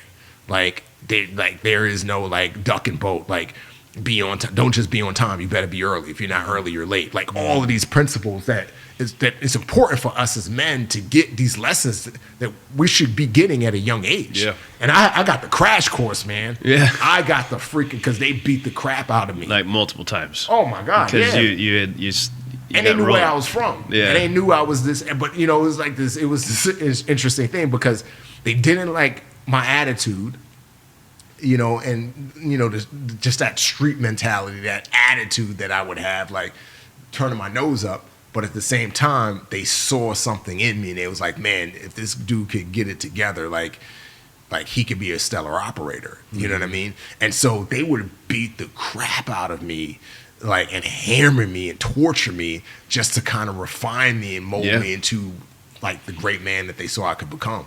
You know what I mean? And so that's where, to answer your question, that's where I learned these lessons about how to be a man and what it means to be a man and what it means to be sacrifice. Mm-hmm. And you have to, there were guys in my class, bro, like Mark Lee, freaking legend. Mm-hmm. You know what I mean? He got killed on the operation. I was in buds with him. Mikey Monsoor, he jumped on a grenade that was thrown on the roof in order to save his teammates. He was in my boat crew. You know what I mean? Like, there were guys on Extortion 17, Nick Spihar, real good dude, right? So Ryan Job, like I was in bus with, like all of these guys, all of these legends, these were all guys I went through training with. And they also got, a lot of them had those lessons of what it meant to be a man, but then they got an advanced they got the advanced curriculum on it in SEAL training. Yeah. And then look at the stuff that they went on to do. Charlie Keating, who ended up getting a Navy Cross for doing what he did when they were in northern Iraq and ISIS invaded and they were freaking slaughtering people and all of the freaking partner force guys fled and ran away, and they totally outnumbered him and his platoon, but he was an LPO and he was like, listen, we know we outnumbered, but there's people over there that need saving. We're going. Not worrying about our safety. He gets shot in the heart. You know what I mean? Shout out to the C4 Foundation. I'm on the board for them. They do great work. People look for a foundation to donate to the C4 Foundation. C4. But like, these are all freaking solid men that got solid lessons. And I got those same lessons. And that's what really helped me and set me up to be the man I am today. Gosh, man. That's got to be something else to just be a part of that community. Oh, 100%. Yeah. There's no world like it. You know what I mean? There's no other, no greater honor, right? And then to be surrounded by so many amazing people. Yeah. What is that like? Explain how that feels. Like, so you went through buds a few times. This is out there, right? Yeah. So, Twice. Well, I got kicked out. I got kicked out of buds after I made it through Hell Week and dive phase, and then I tell the whole story in my book. But got kicked out of buds and dive phase. Went back to 1st Marine Division, and then went back a year later and started day one all over again. Made it through first phase again. Made it through Hell Week. Then obviously made it through dive phase and the rest. But yeah. How? What was the thing where you got kicked out? What was the thing that drew you back? How do you? Well, I knew I was going to go back because, like, when I got kicked out, I knew why I got kicked out, and the instructors all knew why. It was because of my pride. You know what I mean? Like, after I had made it through Hell Week, and again, this was another lesson of them teaching me, like, this is what a man is. A man is humble. You know what I mean? And I remember I got called. Mark Lee called me out on my pride.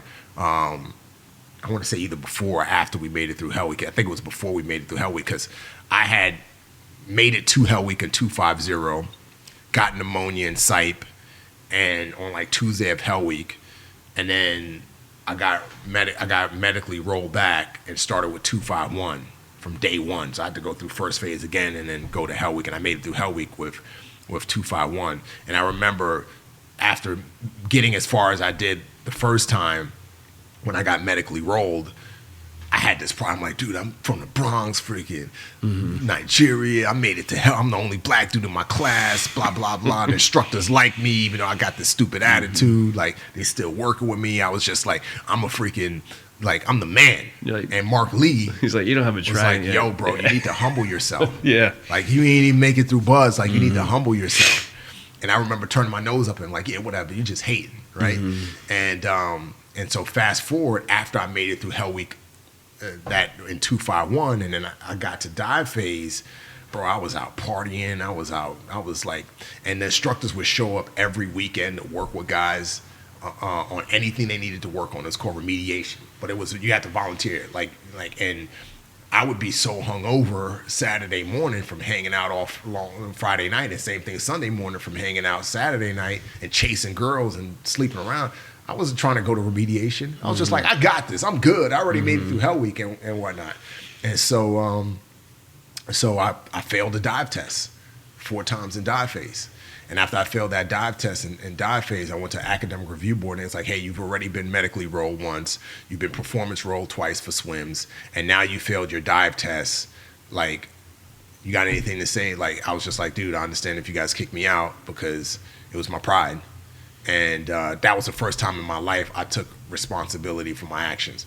Prior to that, it was always somebody else's fault. It was always this person did this or that person did this, and it's not my fault. But that was the first time in my adult life that I took responsibility, and I learned to take responsibility for my actions from my instructors. That's what I was going to ask you. You know, and that was when it came to it. And then they were like, all right, we're kicking you out. Go to the fleet.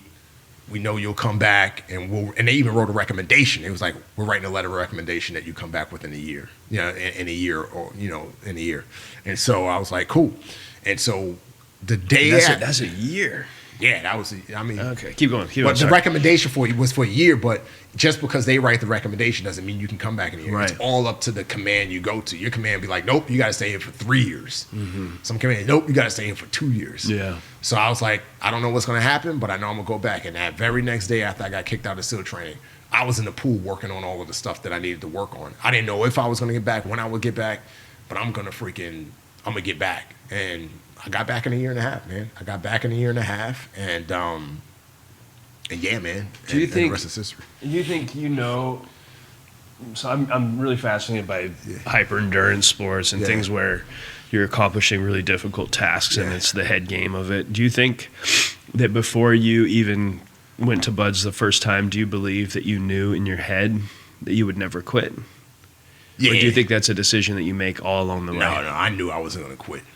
I knew, I didn't know how bad Bud sucks. Like, the guys go, oh, it wasn't that? No, that's freaking. So there's a reason why the attrition rate is like 80 to 90%. I mean, even now to this day, there's classes that are going through Hell Week, and like I got a text message in class. I think started with like 170, 180 guys, and only like 15 guys made it through Hell Week.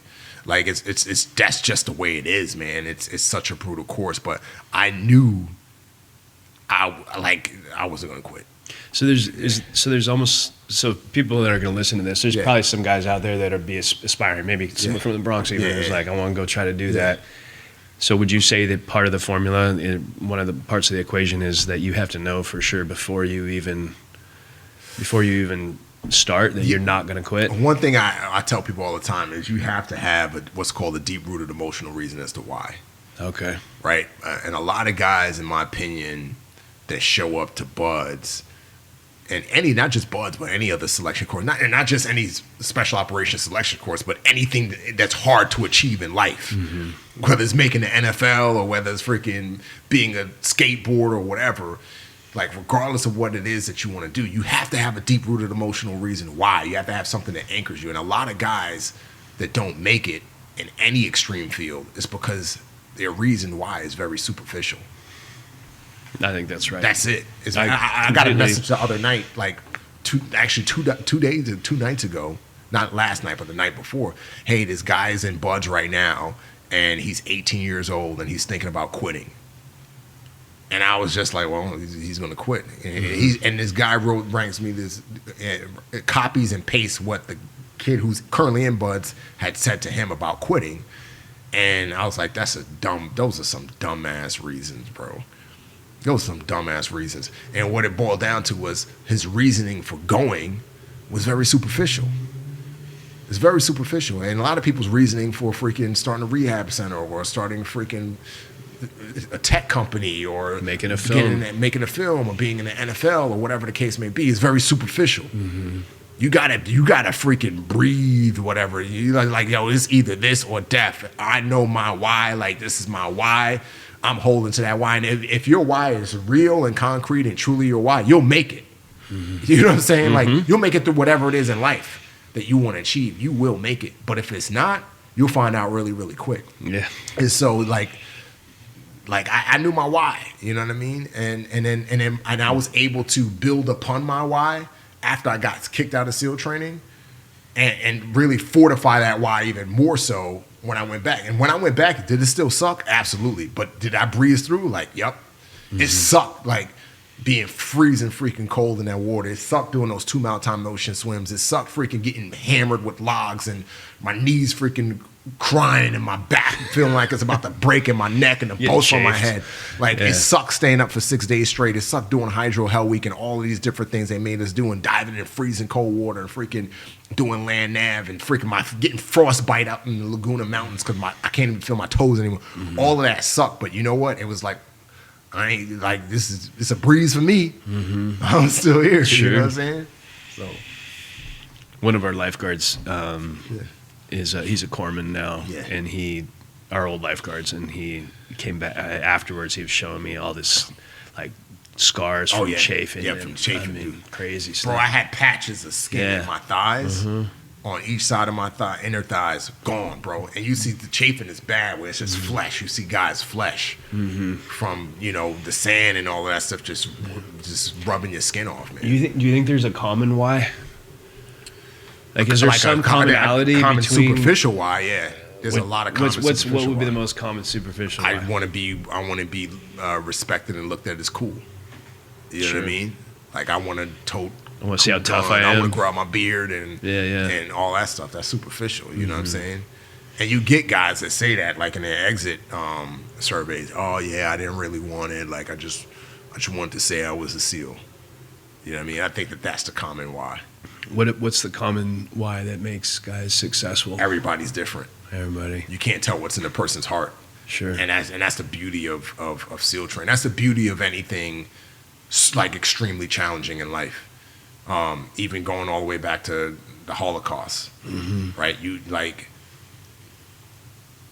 couldn't tell what you hear. I've heard some amazing stories, some crazy stories, and it's just like, man, like, how did that person like live through that without like jumping off of a bridge or anything like that, or like killing? Because you couldn't tell what was in their heart. Like, anything challenged, like guys in POW camps in Vietnam, like, you know, there were guys who like easily gave in, but there were guys who like didn't break. Like John McCain freaking getting his shoulders snapped back. Like, damn, how did that dude make it? You can't tell what's in that person's heart. You know what I mean? Like, and I could give a million more examples, a million more stories, but at the end of the day, dude, like, it's hard to find what that common why is for guys who make it through SEAL training or anything challenging in life, because it's different for everybody. For one person, it may be like their dad beat the crap out of them every single day, and like their deep-rooted emotional reason why is like, I don't want another person to be able to beat me the way my father beat me. And that's enough. Yeah. That ain't superficial. You know what I'm saying? That's enough for them to be like that, to light that fire within them. That's turning pain into something like wisdom or strength. You know, so that's in that dude's heart, right? And people can't see that. You know, you meet so many guys, and you know, I've been blessed, you know, working in the film and TV industry and working in the corporate world as a consultant. I've heard some crazy stories of like just painful things that people have gone through, where I'm just like, crap, like I didn't even know a person could like survive mentally after going through what they went through, right? Yeah. And but it just shows you it's a reminder of how resilient, you know, human beings can be. You know, can be. I have this shirt that's one of our popular sellers, and it was on a TV show, which helped make it more popular. But it's Unlimited Potential, and on the front it says Unlimited Potential. On the back there's an MRI of the brain, of the head and the skull and the brain.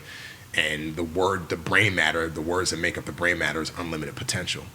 And like all of us have unlimited potential. Like we can go to that place. That's why you hear these stories of women. Again, I mean, this is a example that's been used a million times, but the woman who kids gets trapped under a bus or a car in a car wreck or something like that, and they lift that freaking thing up and get their kid out. A woman, a small, how the hell were they able? Because they tapped into that unlimited potential. Yeah, So I think there's so much about what you're saying that resonates with me. Yeah. I think the foundation, the why for anything. I mean, I don't believe you should start a business unless you're really clear on why you're doing what you do. And it has to be something that keeps you up at night. You know, 100%. It's like, I tell people are like, what should I do in school? And, you know, it's like, oh, I'm going to do business because I want to make money. I'm like, that's not enough, dude. You can't, it has to be something where when you're tired and you're trying to study, that you have that extra fuel. It's got to be more than just superficial, you know? And I think, that's amazing. I mean, I think that's one of the better ways I've ever heard anyone talk about going through SEAL training and understanding it too. There's something cool that we're working on that I want to mention that, and it's still kind of, we're designing the study right now. But do you know who Andrew Huberman is? I think you mentioned to me like the last time I was up here. You told about me studying about the brain. And, So he's a neuroscientist, but. So we do some research here, and one of the things that we're looking at right now is there's a part of the brain that it looks like it grows in size when you do difficult things. And shrinks when you don't. So if you're lazy and you sit on your ass all the time, it would be very small and atrophied. And if you're somebody who faces challenges head on, it grows. And so what it looks like, it appears, and it may not be true. Andrew Huberman says it's true, and now I'm having a hard time I have a call on Friday with a neuroscientist to try to learn more about this. But what he claims is that you can measure the size of this, and it would be an indication of how much toughness somebody has. Why that matters so much is because, one, like with the work we do, getting people to be tougher is the key to staying strong and well, right? So you don't run away from, you don't hide from pain. It's like, I face pain, I'm not going to hide in a bottle, I'm not going to run away. And what it could also be useful, because we had the NIH is what we're doing it with, and they're saying you have to have a marketable reason to do this. So there has to be some way that this can be commercialized. And so I was like, the amount of money spent on selecting people for special operations communities, like all selection, there's so much energy put into it. What if you could give somebody an MRI and say, I know you tell me you work hard, but this MRI says you don't, right? This MRI says you've been sitting on your ass for a year. Whereas another guy who's like maybe some skinny, scrawny guy you'd never guess, you could measure it and be like, this dude can do anything. It could be kind of a cool way.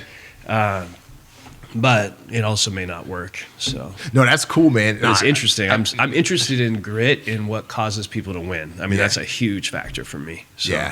No, that's I'm the same way, man. It's always fascinating to learn what buttons can push a person to go to a place, whether it's an extremely dark place or whether it's a vulnerable place or whether it's a place that's going to lead to success and great achievements. And I really think, based off of what you said as it relates to like that part of the brain, that does it mean that part of the if it's bigger, they're smarter, or does it essentially mean it's not smarter? It's just tougher. Yeah. So there's a paper called I'll think of the name of the paper in a second, but it's basically a review of a bunch of different studies that were done to the tenacious brain, and it's all about how this part of the brain appears to grow or shrink depending on doing hard stuff. So, for example, if you went through, we could study this, the team guys, and say everybody going in, we scan their brain, we look at the size of this and we measure it, and at the end of say 6 months, we measure it again, and it's bigger because you did all this hard shit. Now, how does it being bigger benefit the brain? I don't know. Okay, got it. If I was a neuroscientist, I think that's what that was the question. I know a little bit more. So there's the limbic system, which is where kind of like the fuel or the energy of a person's. This is the fire.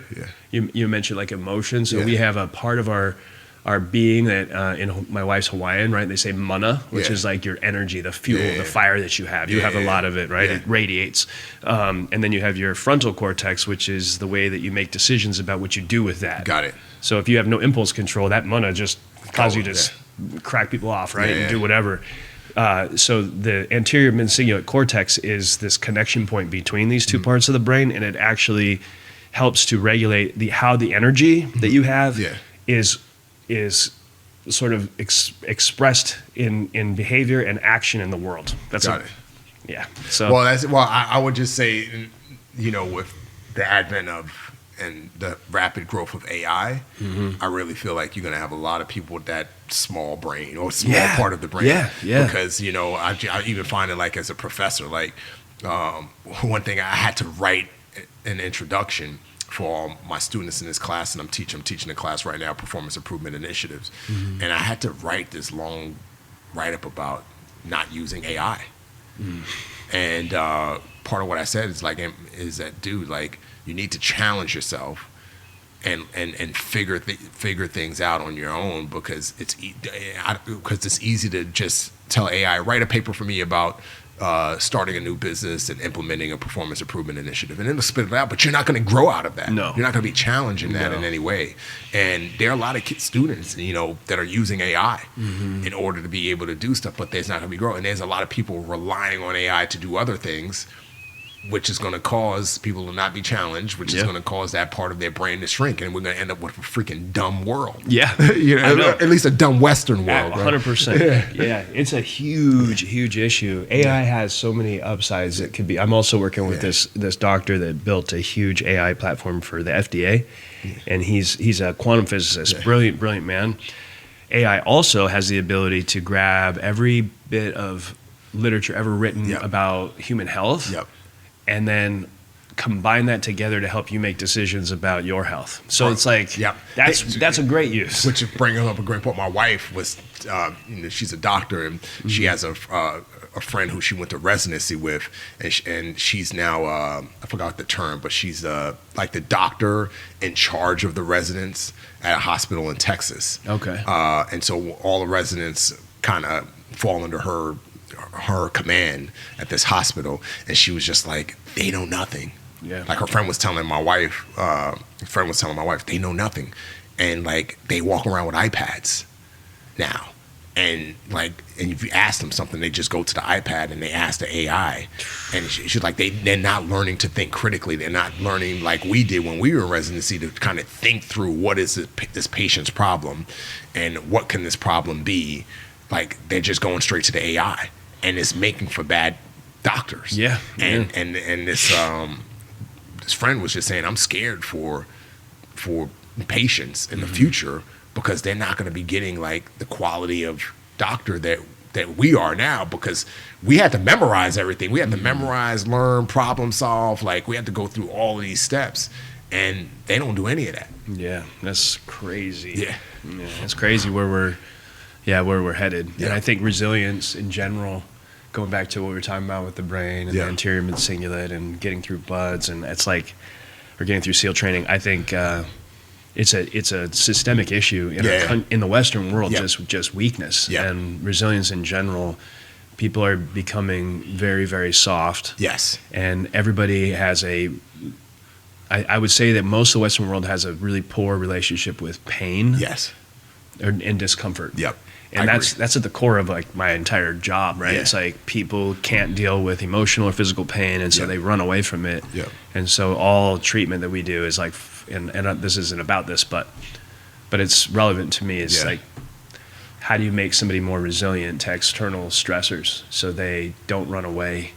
And they face challenges, right? You got to expose them to it. I mean, that's something like I was teaching a class to my students the other day, actually last night. And I was like, I use this term that pain retains, right? Unless you put yourself in a challenging situation, and you're exposed to those controlled environments that create stress and push you, you're not going to grow to the next step. Right. 100%. Yeah.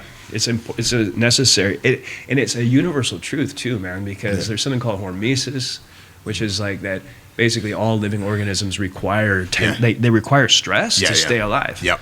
And if you don't have pressure on a system, even if it's the universe and the solar system, it won't work. It'll collapse. So pressure is required. Yep. If we don't have pressure on a system, it weakens and then it falls apart. And then you have entropy, which is like everything kind of naturally unravels. So it requires constant restructuring and tension. And we forgot that, which is crazy because our ancestors probably were like, probably like, damn, you guys, like if we had someone come here from 1,000 years ago in a time machine, they'd be like, you guys are they'd soft. be like, they'd also be like, the first thing they do, they'd be like, you guys figured it out. Yeah. You're not running away from things and you have food. Yeah. You know, they'd be stoked, right? Yeah. And then they'd be like, whoa, y'all are fat and nobody can move and you're weak. Yeah. So it's like, it's the price to pay. We solve abundance as a species, but then we end up now, and so now everyone's like, how do we figure out how to keep people tough? Exactly. You know? It's so interesting, bro. I was reading something, a couple months ago, this article, it was from a mainstream news outlet, and it was talking about testosterone in men, and how a lot of men, like 30s, 40s, even 20s, have way less testosterone than men like 30, 40, 50 years ago. And so in this article, it's talking about and this goes to your point about pressure, like pressure sustaining and pressure creating. What are ways that men in their 30s and 40s and even in their 50s can keep their testosterone level up without having to take testosterone injections or patches or any of that stuff. And certain exercises. Chop wood. Squats Yeah. and pull-ups help produce and create testosterone in men. Like, I didn't know that. And interestingly, I do tons of pull-ups every week in part of my circuit training routine, and I do a lot of leg like squats, like free squats, not with weights, but squats. And a lot of them, I went to the doctor a couple years ago, just not knowing any of this. This is before I even read the article. I read the article a couple months ago. This was like 2-3 years ago, and got some blood work, and the doctor got the report, and the doctor was like, hey, are you on steroids? And I was like, no, I'm not on steroids. I don't take steroids. Like, what supplements are you taking that has testosterone? And I was like, I don't really take any. I take vegan protein. Like, after I work out, like, my routine is vegan protein. Like, I don't want to take whey or any of that stuff, like, because it's not good for my stomach. I take vegan protein. It's like, you sure you're not doing anything else? I was like, I'm 100% sure. Why? It's like, because you got the testosterone of a freaking 20-year-old dude. Like, your testosterone levels are really high. And you should be talking about that because everyone wants to know the answers to that. You know, it's exercises. It's circuit, in my opinion. But you follow a diet too, a pretty specific diet. Yeah. Well, I fluctuate. So like, there's some days where you ate over next. Because I haven't eaten all day. Of course. What I do sometimes is I eat once a day. Okay. So I eat once a day. I do intermittent fasting, and then I'll eat like a really big meal at the end of the day. What would be in that meal typically? Vegetables. Lots of vegetables. Vegetables heavy. Protein. I try to stick to chicken and fish, but I had lamb. I love lamb. You know, lamb has like a lot of good And are you eating a massive meal? Massive. Yeah, it's big. It's big, bro. So like a couple 3,000 calories. Yeah, like the other night, like Sunday, I didn't eat until like 6 o'clock. I just drank water all day. I had probably like a rack of lamb by myself. Nice. Right? Rack of lamb, tons of vegetables, baked vegetables, baked garlic. I do a lot of garlic. I even created this paste that I put on the lamb. It was like a garlic and Dijon mustard and avocado oil. And that's another thing. Man. Like, I try to stick with like avocado oil and olive oil, which has a lot of good stuff in it. I stay away from canola and seed oils and all that other stuff. My wife's like, none of that's allowed. None of that shit's in her house. It'll kill you, period. man. Yeah, it'll kill you, man. And so, yeah, man, that's what I do. And then they're all endocrine disruptors, which might be why supposedly they're endocrine disruptors. Yeah, and a lot of guys are living off diets that eating fast food and all that crap, because remember, those fast food restaurants, they got to turn a profit. So what are they? They're using the cheapest, worst oils, the worst food, and they're people who just live off of fast food and bad stuff, and that's why their testosterone is low, dude. Like, I never want to be in a position where I have to take testosterone. That's good at all. That's really good. You know what I mean? It's so common. It's one of the most prescribed things now for men. Yep. Across the board. So, and it all comes back to the same subject, which is this, what's going on with our society today as people are getting weaker. Yeah, but going to your point, which is spot on, pressure, right? Takes pressure to create. And I'm using the pressure of pull-ups and squats and some of these other tough circuit training workouts in order to unknowingly, not knowing, I didn't know this, but to create testosterone. Sure. Keep my testosterone levels up. That's awesome. So, man, there's so many things. We're all over the place, and we could talk about anything. I was wanting to talk today about your writing process too. Yeah. So we might need to figure out a way some other time when you're in town to have you come back around and talk about something more specific. Yeah. But, so you were in the SEALs for how many years? Eight and a half. Yeah. 8.5 years. Yep, 8.5, okay. yep. And then you were a medic. I was a corpsman.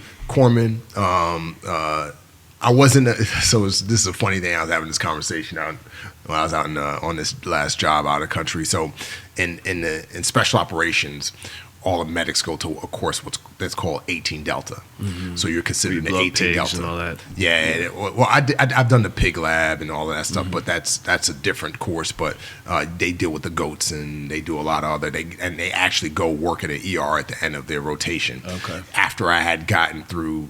When I was at the end of SQT, which SQT is SEAL qualification, you go through BUDS and you go to SQT. Once you finish SQT, you get your trident. Once you complete BUDS, you get your rating as a SEAL, but you got to get your trident. And you get treated like a SEAL when you're in SQT. And so when I was at the end of SQT, I was like, dude, I had orders to 18 Delta, but I was like, dude, I just want to go to a platoon. You know what I mean? Like, got kicked out of BUDS the first time and then came back, starting all over again. Like, I just want to be able to freaking get to a platoon. I don't want to go to 6 month, because 18 Delta 6 months, 6 month another training course, and then go to a platoon. And so I went and asked him to change my orders, and I was like, I'll just be a heavy gunner, because when you're a new guy in a platoon and you're not a corpsman, you got to carry the pig, which is the big machine gun. And so when I got there, long story short, my platoon chief was like, dude, you were corpsman with the Marines, right? I was like, yeah. He was like, why didn't you go to 18 Delta? Because I wanted to go to a platoon. He's like, you're going to still be a medic. So I wasn't an 18 Delta, but I was like a corpsman in the platoon. Okay. And then I later went to HUMINT school. HUMINT stands for Human Intelligence. So I got to kind of learn tradecraft and source handling and other cool stuff that I didn't even know was offered to SEAL or guys in our special operation community. Does every team have somebody that specializes in that? When I was in, yes, every team. The Green Berets, they kind of mastered it. So when I went to the initial course, like most of the guys were like retired Green Berets, retired agency guys, a combination of both, retired Green Berets who then went to go work for the agency and learn how to run sources. And the agency, they call them assets, and our world, we call them sources. In policing world, they're called informants. And these are people who collect intelligence for you. So I went through that course, and then, that was part of what I did overseas. So I kind of got to live the best of both worlds, because I got to live in the intelligence world where I learned how to gather intelligence and talk to people and have conversations. Surveillance detection routes, and you had to do all that stuff. All that stuff. Spent a lot of time memorizing maps and figuring out. And then writing, which is another reason why a lot of guys, especially when I was in, weren't keen on getting that qualification, because a big part of the school was writing. Yeah, you would go out and do like the routes and meet with your sources and all that stuff, but you couldn't take notes, right? Because you had to simulate being in another country. If you go meet with a source in another country or an asset in another country, and you go to the meeting, you take all of these notes, and then you're driving back to your safe house, and you get rolled up on by, the local police or the local intelligence service, and they pull out you're a spy in this country, you got all of this information, you're going to get whacked, and the guy who you met with is probably going to get whacked. So you go to these meetings, and you got to memorize everything, and then you got to go back and you got to write these long, freaking detailed reports. And so, a lot of guys don't want to go that route because they don't want to deal with the writing, because the last thing you want to do. Memorization, too. Yeah, the memorization and the writing. And are you doing this in a foreign language, or is it in English? So you're learning in English, probably. You're learning it in English, but then when you're overseas, like if you don't speak the language, then you have an interpreter with you. Gotcha. So you're working through interpreters. And after you do this, you build these intelligence reports, which again requires a lot of writing. And are these going to Langley, or are they going back to? It depends. It depends. So I can't go into get into all the details about it, right? Because a lot of it is classified. But it does go to it goes to different. Ends up entities. somewhere maybe in a president's brief at some point through some other some way. Yep. Because it's intelligence. Yeah. You know, whether it's intelligence from the agency, whether it's intelligence from the DIA, whether it's intelligence from the NSA. Or special operations, or even just regular intelligence at a regular Navy unit, it's still intelligence, right? All that information gets compiled and screened and put in a database. Can you tell me, is it would you gather it specific for your particular team? Mission set. Okay. So whatever. So it's not like they're just like, oh, hey, you're in town right now. Yeah. Let's send Remi to the market to figure this out, meet with this guy, to use it for something completely unrelated to the mission. And it depends, right? Like if you're first in country, or you're new in a country where there hasn't been a lot of forces operating in, then you want to get atmospherics. Like you want to find out, okay, what's the lay of the land? Like who's who in the zoo? Like what are the tribes that run this area, and who are they in conflict with? Would you be responsible for that on the team typically, or? Yeah. So as a human guy, yes. Like if that was my mission, like if my mission was, hey, we're first in and we need to get atmospherics, hey, go out and do that, then yeah. But for the specific missions that I've done, like most of them has been, hey, we need to find out where this target is, and when and where are they going to be where they need to be, so that we can go hit the target and get this guy, right? Did you have fun? You had fun with that? Oh, I loved it. I enjoyed it because I was able to bring a lot of what I learned growing up in New York City, and that's a cool thing was growing up in the Bronx. Like you got to learn how to read people. You got to be able to tell, especially when you're selling drugs and doing the stuff I was doing. You got to be able to tell, okay, do I want to sell to this person or not? Is this person a cop? Is this person a snitch? Is this person whatever? So you got to learn how to read people really, really fast, and how well you can read people. In some cases, growing up in the Bronx and other inner cities can mean the difference between life and death. You know what I mean? Do you think is it intuition, or do you think it's something you can train? I think it could be both. It could be or, right? It could be a situation where it could just be total intuition. It could be a thing where it's total training, or it could be a combination of both. I think for me, like the intuition was there growing up in the streets of New York City. And then I went and got formalized training in it, which kind of enhanced what I had. And I would say it kind of gave me the theory, and it gave me like the right terminology and to use. And then, went out and did what I did. That's cool. So the Navy gave you reinforced masculine identity and taught you how to refine your ability with people. Yep. And taught me how to write better. Taught you how to write because I had to write. Yeah, and then which is crazy because that's such a huge part of who you are now. Yep. And then you got out of the Navy, so now you're kind of honed. I mean, you're ready. Yeah. What was the transition out of the Navy like? Like I got out in January 2016. It was my brother-in-law is a YPO'er. So I'm sure you dealt with YPO guys. Young President's Organization. For those who don't know, you got to, in order to get into YPO, you have to be a millionaire, billionaire, or be the CEO of a company under 40. And so he was a millionaire and a CEO of a couple of companies. And so before I got out, he was like, hey, like me and my YPO form are going to fly down to Miami. And we, knowing you're a SEAL, we want you to come with us and just talk to us about like principles that can translate into business. Like special operations principles that could translate into business. And so I was like, sure. So they flew me out to Toronto. We jumped on a private jet, flew down to Miami. And that's just all I did. And that was kind of like where I was like, oh, cool. Like I could do this as a business, full time. And so after that, I was like, all right, I want to go to college. The SEAL teams had like a great program for guys with University of Charleston, West Virginia, which I'm a professor at now. Adjunct professor to be more specific, and where they took a lot of our credits from the different schools and intelligence schools and all the different schools that we went through in the SEAL teams, and they applied those credits towards a bachelor's degree. Nice. So I only had to do like a year and a half of college to get a bachelor's, and then I got accepted into their master's program.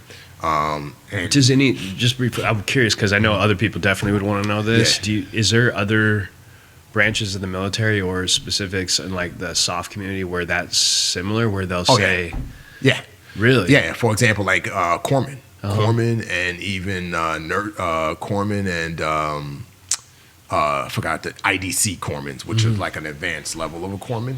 Like you can go to college and they'll give you a bunch of credits towards a PA degree.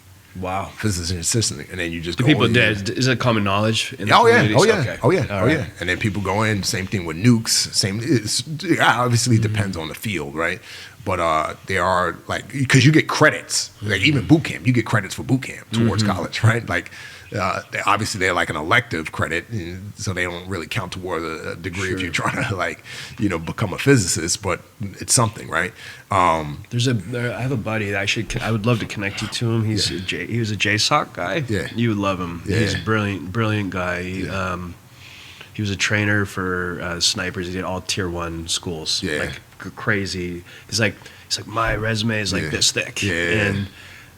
But I don't think, because he did some more obscure stuff, I don't know if he's able to like fall into a pattern, or not a pattern, but some sort of situation where he can have everything, where a bunch of school can apply to what he's already learned. Oh, 100%. It'd be cool to connect you to him. Yeah, for sure. He's a really good dude. He lives out in Colorado, and and he's part of my last conversation with him was just like learn to weld, because he's like really interested in welding. So he's acing everything. Yeah. He's a super smart dude, Yeah. really out there. But no, there's a lot. As a matter of fact, like at the school that I teach at, 50% of the students are online, because I teach online.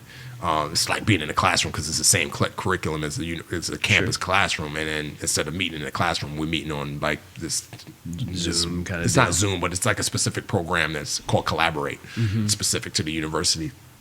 But like in my class right now, I think like 10 out of 13 students are either former military or in the military. Okay. And they got credits applied towards. Man. I got a couple Rangers in my class, you know what I mean? And they got credits applied towards their bachelor's degree. But I say all of that to say, the point of why I bring that up is after doing that trip with my brother, I didn't want to just have my brother-in-law. I didn't want to just have the military experience. I wanted to have like something a bit more, concrete. And so that's why I was like, let me go to school. So, was it a struggle for you at all to make the transition? Nah, because I had already had a goal as to what I was going to do, right? So, like, I had started my bachelor's. I think I want to say I finished my bachelor's before I got out. Wow. Because I did that trip with my brother. I was still in 2014. So I finished my bachelor's like right after that, and then I went straight into the master's program, because my plan was to go into business consulting full time when I got out in 2016. And so when I got out, that's what I started kind of roll right into it. And it was like somewhat of a seamless transition, but I wasn't getting as much business as I thought I would get up front. And that's when I kind of started thinking, okay, what else can I do? And I ended up doing a trip to Israel with the Gifford family. And that's why I really had time to kind of clear my head and really kind of, let's reset. Explain this to me. I don't know what this is. Kathy Lee Gifford and Frank Gifford. Okay. Well, I think Frank Gifford was still I can't remember if he had passed away. I think he had passed away. But with Kathy Lee and her family and friends. What was the trip? Were you doing protection? It was more like it was just more of, because I'm friends with Cody Gifford, great dude, great writer. As a matter of fact, we co-wrote The Slave Stealers. We both got hired to co-write Slave Stealers, the TV project I was telling you about earlier. He's a phenomenal writer. He wrote this screenplay called American Patriot, based on a true story about the tribunals that took place after World War II, and with the Japanese that were captured. Phenomenal script, true story. Anyway, it was them. They invited me to go on this trip. How did you meet all these folks? I met Cody. How did I meet Cody? I met Cody, I want to say, through a woman by the name of Angie Stone.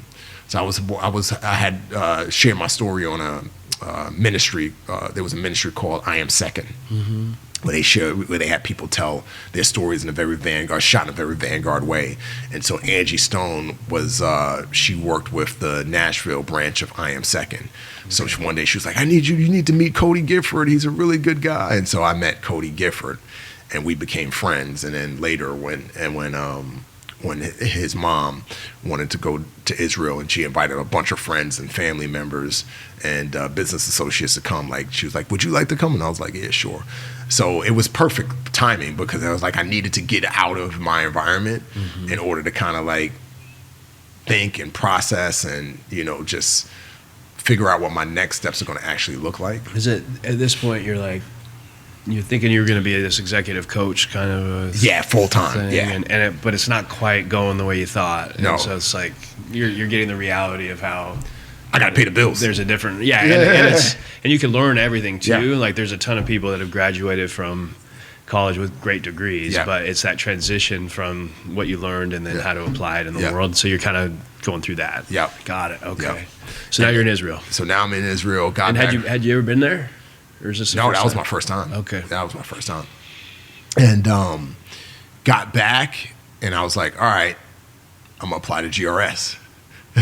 Okay. So, which is like, for those who don't know, it's like GRS works with agency, and I was like, I was a HUMINT guy. I had encounters with the agency overseas. Like, maybe I'll just kind of fall back into that work. My wife was like, what are you doing it's now? Kind of it's the right setup for you. Yeah. I mean, you also, even your being from Africa, and I imagine there's a lot of environments that you can 100%. You can work 100%. In. So you probably like good for the picking for them. They're like, this guy. Yep. Do you have language experience? Arabic. So I did a lot of Arabic training when I was in, and like I couldn't hold like a strong conversation with sources when I was overseas, but I could I got to a point where I was able to make out certain things and reply and respond to certain things. So that was. And then listening to my interpreter, like I'm really good at like hearing and picking stuff up that way. So like being immersed in the Middle East and doing 3 deployments out there, like I was able to pick up some, but I wasn't like perfect. I wasn't proficient. Well, that's crazy. I mean, to have the kind of fluency you need to gather intelligence in another language, people don't think about that. I don't, but you can't. A lot of it too was reading body language. Sure, reading body language and then kind of matching that up with what convention, and then looking at the interpreter as he's translating and like translating. Is he nervous? And everything and all that stuff. Yeah.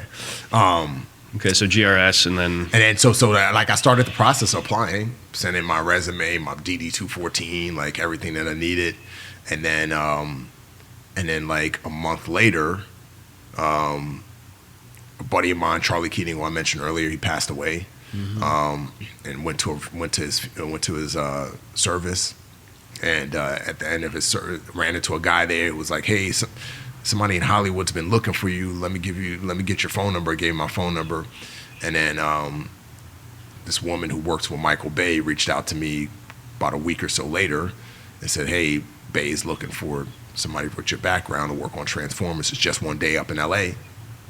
It's going to be the first day of the shoot. Are you interested?" I was like, I'm just writing papers for grad school, so yeah, why not? And I was using the post 9/11 GI Bill at this time because I was out, so I was getting money from that.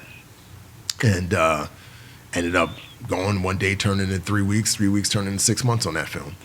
And then interestingly, like I had stopped hearing from the GRS recruiter. And so I thought I didn't qualify anyway. So I was like, all right, I didn't qualify. So I took that job one day, and then 3 weeks into it, didn't hear from the GRS recruiter anymore. And then fast forward to about being on the film for about in September. And I remember this. So we were in London at this point, and it was September. And I started it in May, the end of May of 2016. And fast forward to September, I'm in my hotel, and I get an email from another GRS recruiter, and he's like, "Hey, I'm super sorry. I'm just picking up your file. The guy who was handling yours, a recruiter, had gotten fired or quit or something happened, and this new recruiter had just got caught up to mine." And so he was like, "Are you still interested?" At that point, I was already kind of 6 months in on this film, and I had really fallen in love with the storytelling aspect, and not necessarily being on camera, but being behind the scenes and watching something be built from the ground up. And going back to my dad being an engineer, built like an island from the ground up, and I saw a clear link between building an island and building a story and telling a story, and all the moving pieces that come together in order to tell a story that's impactful. So you're just like a sponge, probably, huh? Oh, yeah. There, you're just watching everything. Like, Watching okay, everything. That's how that works. Watching everything. I would go to set, even Yeah. on days I wasn't filming, and times I wasn't filming, just to kind of see how Bay did what he did and how it all came together. And that was when I was like, dude, I want to be in this business. Like, I'll still do consulting and all of these other things, but I want to tell stories. What's Michael Bay like? He's very energetic on set. You know what I mean? Very energetic. He's older now, huh? Yeah, he's got to be close to 60, I want to say now. Yeah. I'm guessing. But yeah, he's passionate about making movies, man, and making action movies and getting after it.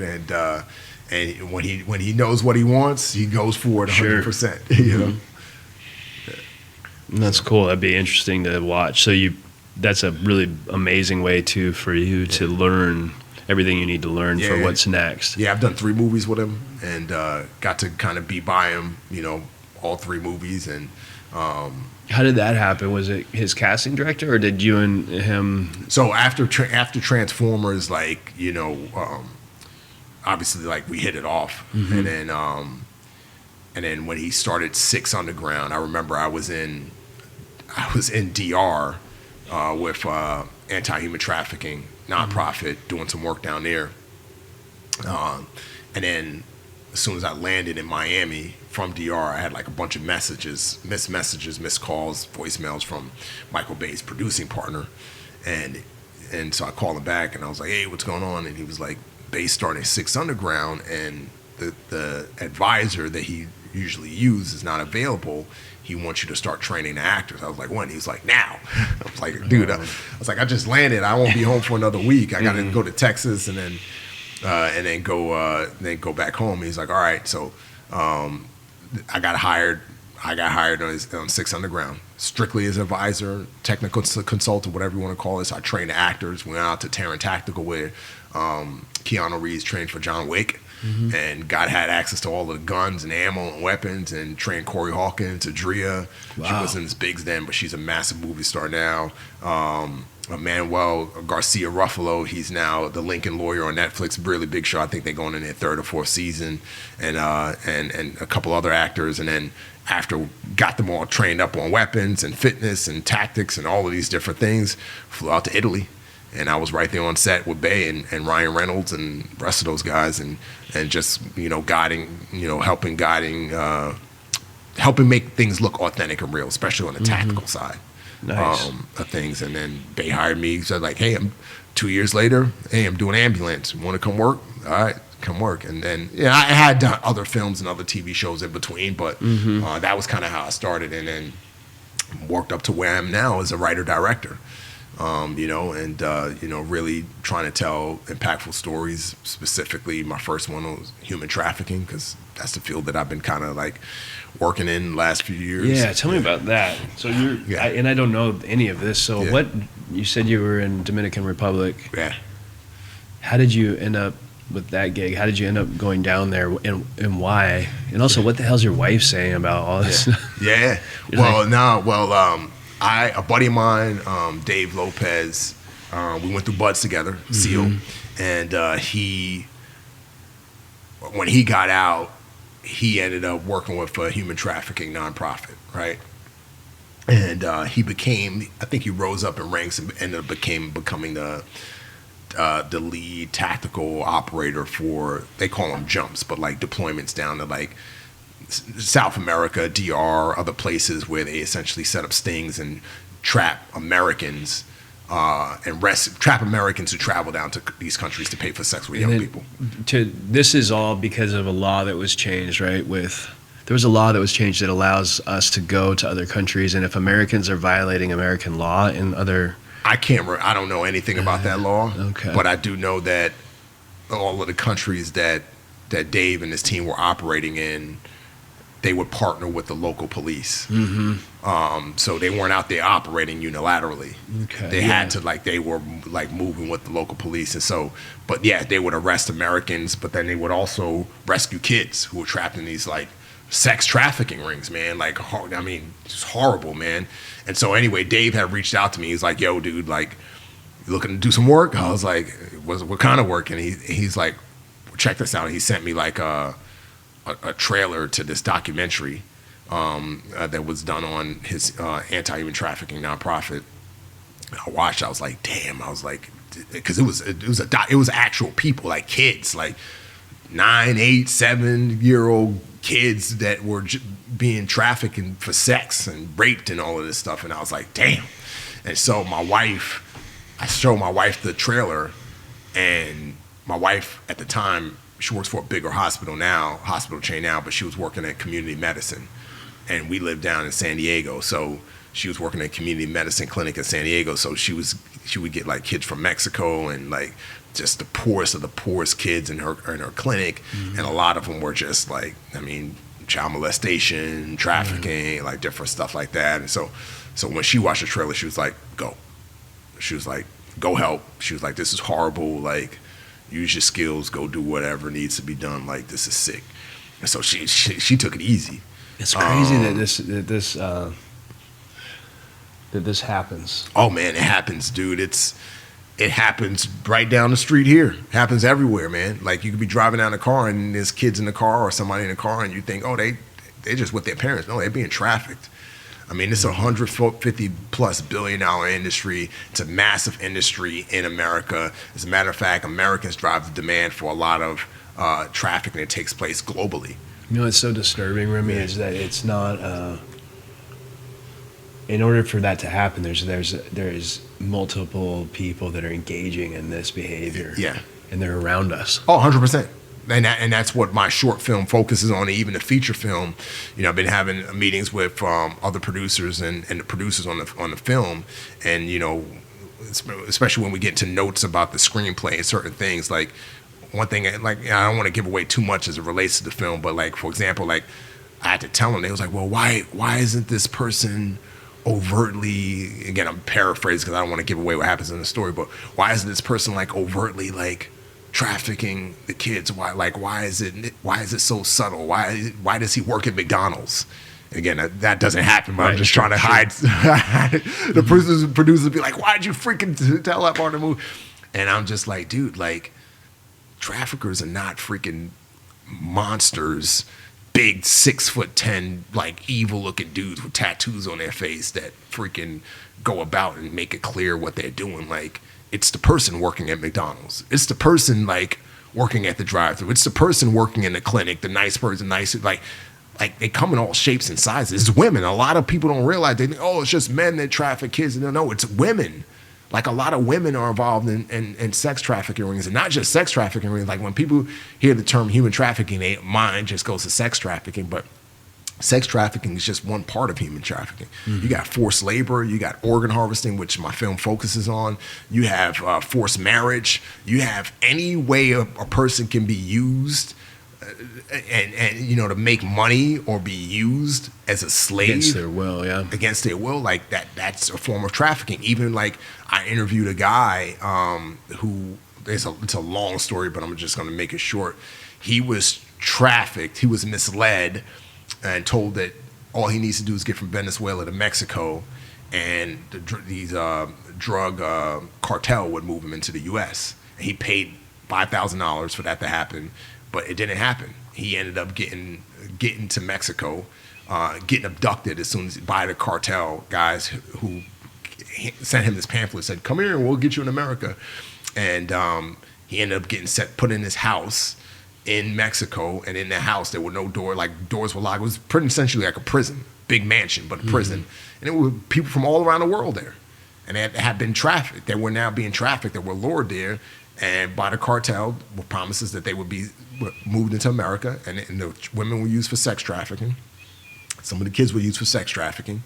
Guys were used for forced labor and other means, but the kids, going to the point I'm trying to make, were used as mules, because there are tunnels that run under the Mexico-American border.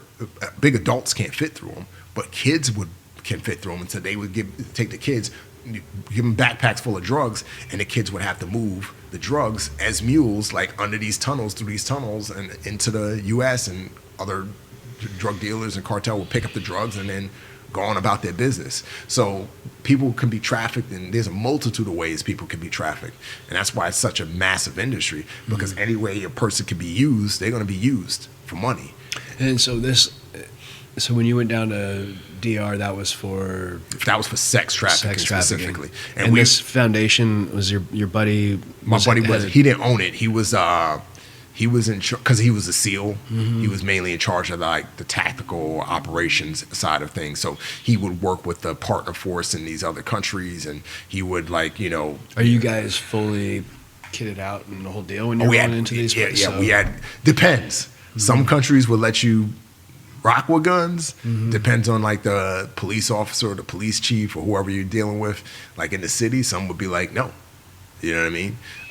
But in this, when I went down to DR for this specific trip, we weren't like kitted up, we weren't gunned up or anything like that.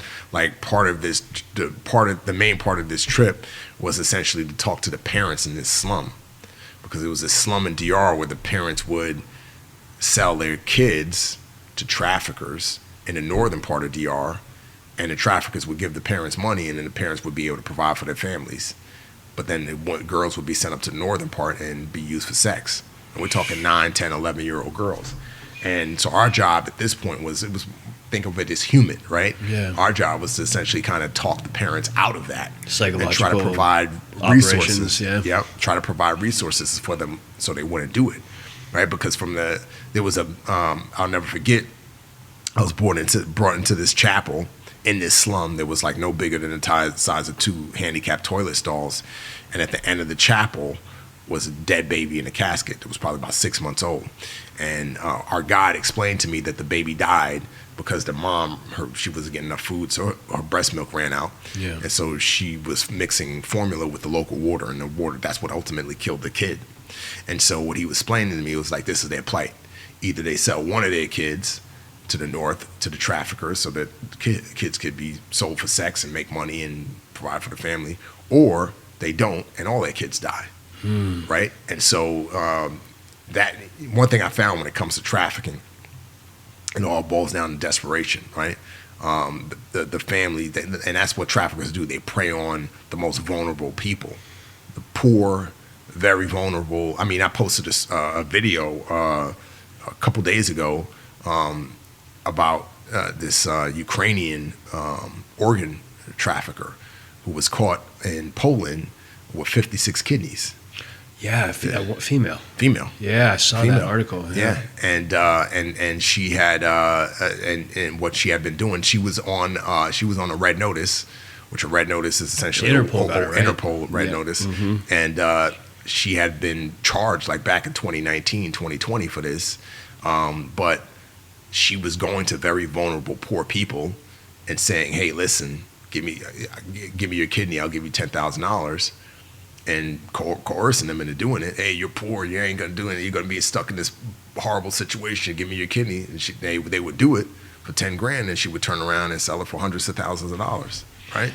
And so to wealthy people who needed the transplant. I mean, in America, every year, 4,000 Americans die every year on the kidney transplant waiting list, right? So there's people who are not just in America, but in the world, there are always going to be people who need organs, and but don't have access to them. Yeah. And so that's why the black market is such a very lucrative. I mean, organ harvesting alone is a multi-billion-dollar industry on the black market. Crazy. I don't think people realize. No, they don't. They think it's like horror movie or something out of a movie, but no, it's real. I mean, there's so many stories out there of people who freaking go down to not just DR, but other parts of South America, and they go there for some type of plastic surgery, and they end up coming back with one less kidney. Wake up in a bathtub. Exactly. Kind of thing. There's a story of this lady who met this guy in Peru on a dating website, went down to Peru.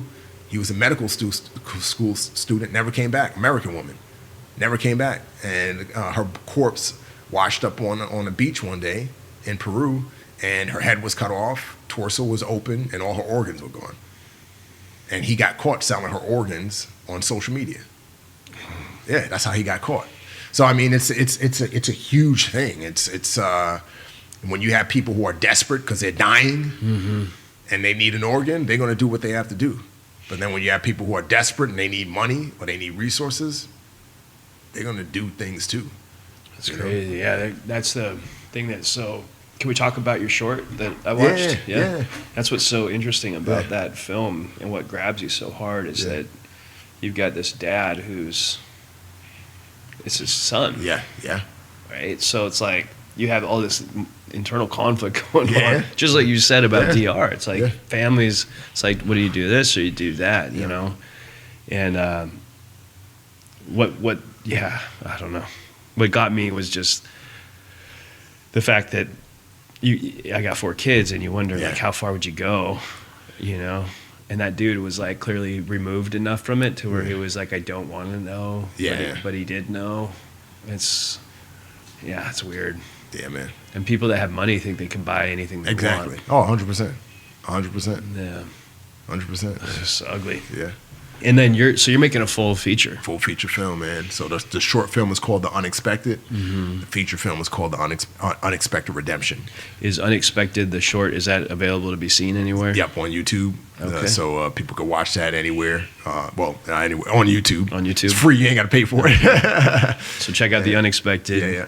Be prepared. Yeah. I think after watching that, I was texting you for like 2 hours. Yeah. It's like, I was like, why? I couldn't stop watching this, and why did I? Oh, it was. But people will get a lot, especially in the feature film, because it's called Unexpected Redemption for a reason. Because the feature film it's not a situation where somebody's just getting cut up and that's it. Like, good guys are coming to town and wreak havoc.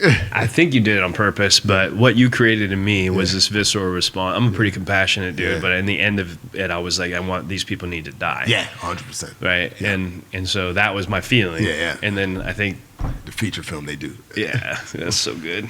In very painful ways. Yeah, good, man. Good. That's and then so when do you start? Are you in pre-production for it now? Yeah, so right now we finally got some financing for the film. It's a big budget film, not like 50 million, but like under 25, and so we're storyboard. I'm working with the storyboard artist. I got an email right now. I got to jump into when I get back to the office of some new scenes that we're storyboarding out.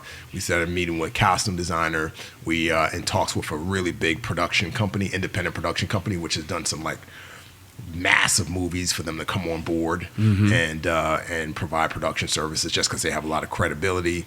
We just brought on like a really, really big casting casting company, which has cast like a bunch of the biggest movies in Hollywood over the past 10 years. And so we're in the process of building our team. We're hoping to have the money in the account in the next month or so.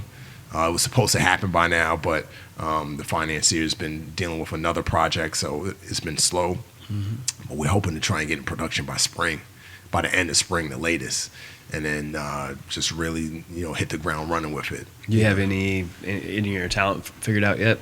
We have talent figured out, but we can't hire them until we have the money in the bank. Okay. So that's the But problem. are they down and everybody's... Money talks in Hollywood. Sure. Money talks in Hollywood. So everybody's like, show me the money. Agents are like, show me the money. And that's the thing. It's not enough to just have enough money to pay an actor, because the last thing an actor wants is, oh, yeah, I got $1 million to... somebody's going to pay me $1 million to be in this movie or whatever the number is. But if the movie doesn't go, I ain't getting paid nothing, right? So it's not just about having the money for the actor. It's about having the money for the entire budget, so that way we can go to the actor and say, this movie is going on this day. You know this is it's gonna blow up. Oh, yeah, 100%. I mean, we've had so many producers who've read the script.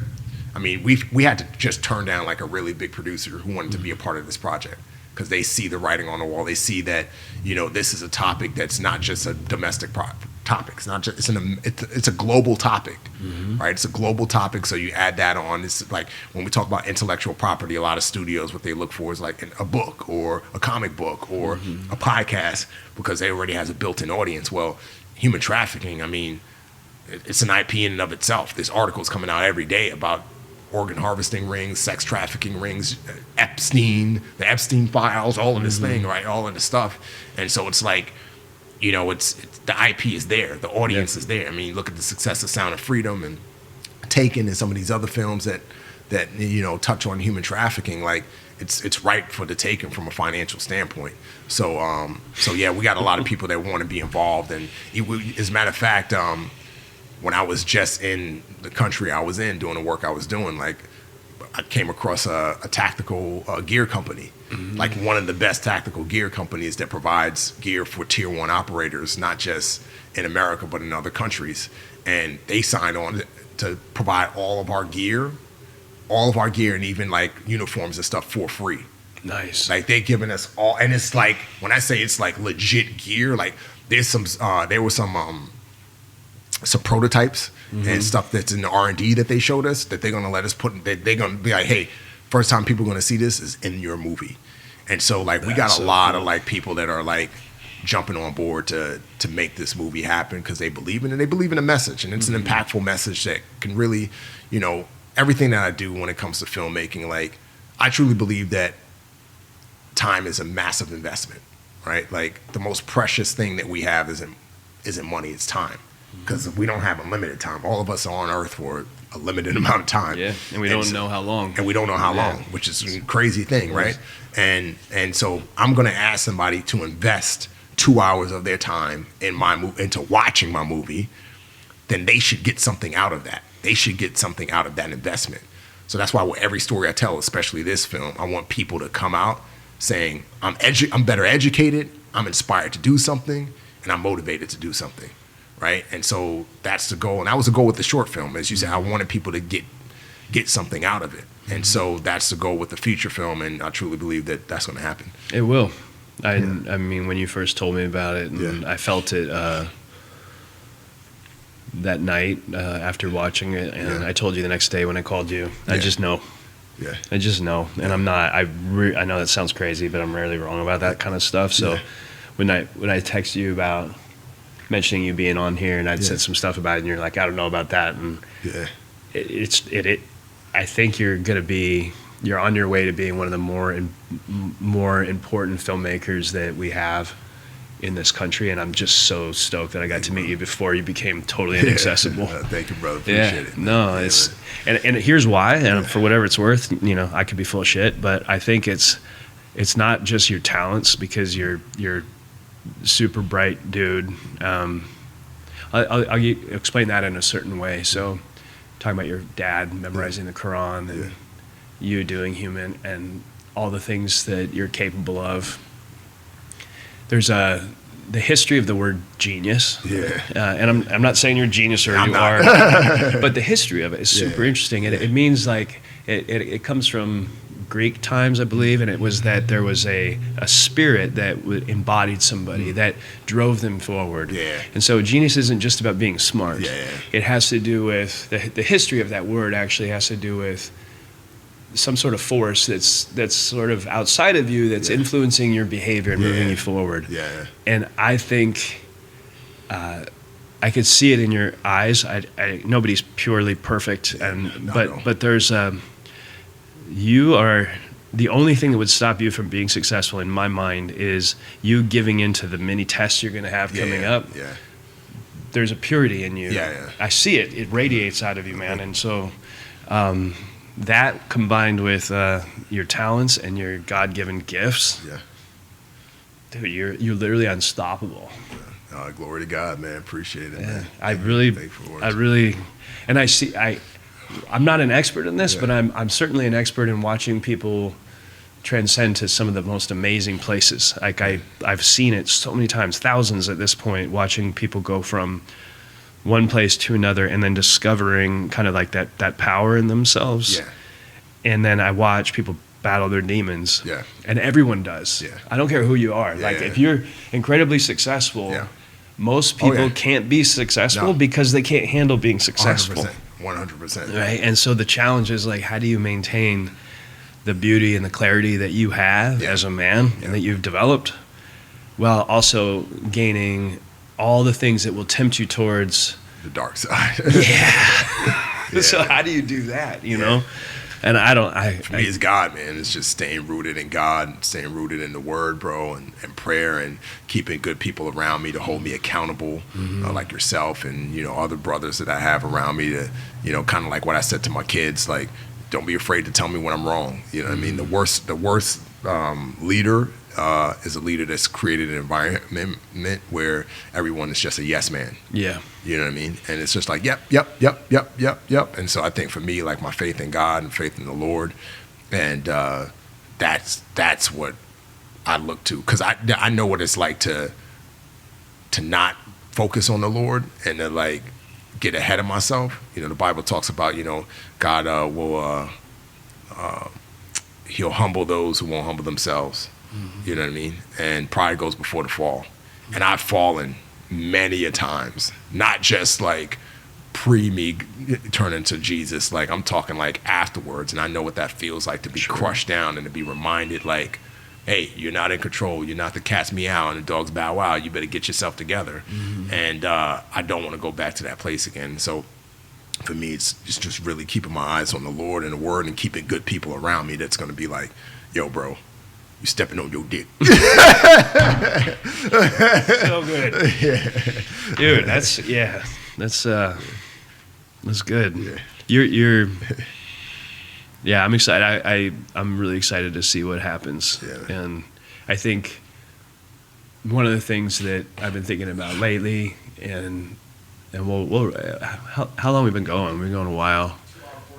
2 hours 40. We should probably start to close this out. Yeah.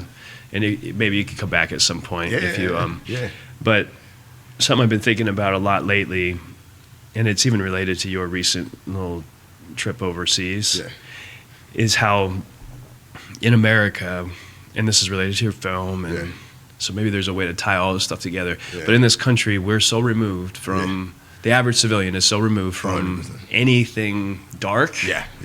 That a movie like Sound of Freedom or the things that are happening outside of the walls of this country are just so foreign to people. They don't even believe that they're real. Yeah, I agree. So what would be incredible is for your movie or any movie like that to be able to give people a sense of what they have in a way that makes them appreciate, like you said you did when you came back. Yes. Because the other side of it, Remi, and this is a trap, I don't think you're going to fall in this trap, but the other side of it is for people to be so damn terrified. Because if you haven't been exposed to anything dark and you suddenly realize that dark things are real, then you become super weird. You see that too, right? So I watched this video of a lady saying she checks behind the door every time she goes in the bathroom, make sure a kid doesn't have, there's nobody in the bathroom, and it's like, it's a bit extreme. People aren't trying to kill everyone either. I mean, it's like there's a balance, you know. So you it's almost like there's a war of good and evil. Do you believe that 100%, that's true? 100%. Yeah, man. It's been going on since before the beginning of time, and man, it is a war. It's an everyday war, man. I truly believe that people are influenced by the demonic. You know what I mean? Sometimes, like, especially coming from where I just came from, some of the stuff I seen and exposed to, I was like, there's no way that a human being could be that sick. Like, they had to have some type of dark influence pushing in that direction. You know what I mean? And even the stuff with human trafficking, like, I'm just like, how could people do that? There's got to be an evil force that's really influencing them to do that. Like, how can you do that to a kid, man? How could you do that to an old person? How could you do that to a vulnerable person? You know what I mean? Like, it's like, that's demonic. And going back to faith, like, the Bible talks about us being made in the image of God, right? And Satan hates God. And he knows he can't beat God. He can't defeat God. But what's the next best thing? He can go after the image of God and try to destroy and defame it. Because he hates God, but he can't touch God. So he goes after the image of God. And so when you see these people doing horrific things to other people, there's a dark force, a demonic force behind them, I believe, that's trying to destroy and disfame the image of God, which is human beings. Wow. You know? So that's just the way I look at it, you know. Was there a point where you're trained to fight, so at some point in your military career, that part of your life, did you suddenly start to see it in that way, or was this later? How did you when you were deploying, were you like, this is about good and evil, or no? I think ever since I was young, I've had that sense of good and evil, and the stuff that I saw growing up in the Bronx, and just in general, you know, I was beat to a pulp by a guy who just got out of prison. He was like 30 years old, and a 20-year-old guy when I was about 9 years old. Oh, jeez. 8 or 9 years old. That's in the Bronx. Tough guy. You know what I mean? Slammed on the concrete, spit on, and you ever think about going to find him? No. You know, but so for me, it's like I always knew, okay, this is evil. Mm-hmm. There's evil. There's an evil force behind all of this. You know, so I think for me it goes way past. And I think because of my exposure to the evils. You know what I mean? I would see kids get jumped and beat up walking home from school, you know, hoping that wasn't me. I would see mafia guys, the mob, like Italian mafia guys, freaking going into the local bodegas and collecting tax with my money. You know what I mean? So I was exposed to evil in a way that other people weren't at my age, you know, growing up where I grew up. And so I always had a good sense of right from wrong. And I attribute that to my grandmother. I'll never forget my first memory as a human being. Like, you know, my grandmother, she had, there was a blue Listerine. I don't know if you know Listerine. It was like a blue one. I was a little kid. And I thought it was Kool-Aid. So I always wanted to try, because I would see her put it in her mouth and swish it around and spit it out. I'd be like, Grandma, why are you spitting it out? She was like, because it's Listerine. That's what's small. I was like, why? It's Kool-Aid. She was like, it ain't Kool-Aid. So one day I mustered the juice to ask her, hey, can I try the Listerine? She was like, no. I was like, why? She's like, because you're going to swallow it. I was like, no, I'm not. I'm going to spit it out. And she's like, all right, I'll let you try it. Mm-hmm. And my brother was there with me, and my brother put it in his mouth, swished it around, spit it out. I put it in my mouth, and I drank it. And she called it. And my grandmother came back. She said, did you spit it out? I was like, yeah, Grandma, I spit it out. She was like, no, you didn't. You lying. You didn't spit it out. I was like, yeah, I spit it out. I didn't drink it. I'm here coughing and stuff because I swallowed it. She's like, you know, people who lie are going to go to hell. That's my first memory as a human being. I'll never forget it. Wow. And so, like, I was like, damn, like, I don't want to go to hell. And so, like, I always had a sense of, from that point on, good and evil, like heaven and hell, right? That's cool. Granny's showing you what's up. Yeah, man. Yeah, it's true. Yeah. So, that's. So you feel called to fight evil? Is that why you just left and did what you did? Yeah, I would say, you know. Or is that more like old life, new life? Yeah, I mean, I'm always called to fight evil, and feel like we're all created to do certain things. I truly believe that that's part of my calling. Mm-hmm. But the fight against evil can look different, right? It could be making a film, sure, to shine a light on the darkness, to shine a light on the evils, right? It could be going off to war. It could be, you know, instilling certain things in your kids so that they, like my kids, I tell them, hey, bullies, we don't allow bullies to get away with anything. That's what I tell my boys. You see somebody in your class getting bullied, you step up and handle it, right? And so, like, the fight against evil could look different. Sure. You know, so. Yeah. Your recent trip. Yeah. Do you think that, without going into it, because we can't talk about details, but do you see, was that about stopping bullies, or is it about taking care of the vulnerable? I would say, or is it about going back in time and reliving something that a part of who you are that is never? I would say a go combination back? of all. You know what I mean? Like, you know, like was I were we in the midst of some very evil people? 100%. You know what I mean?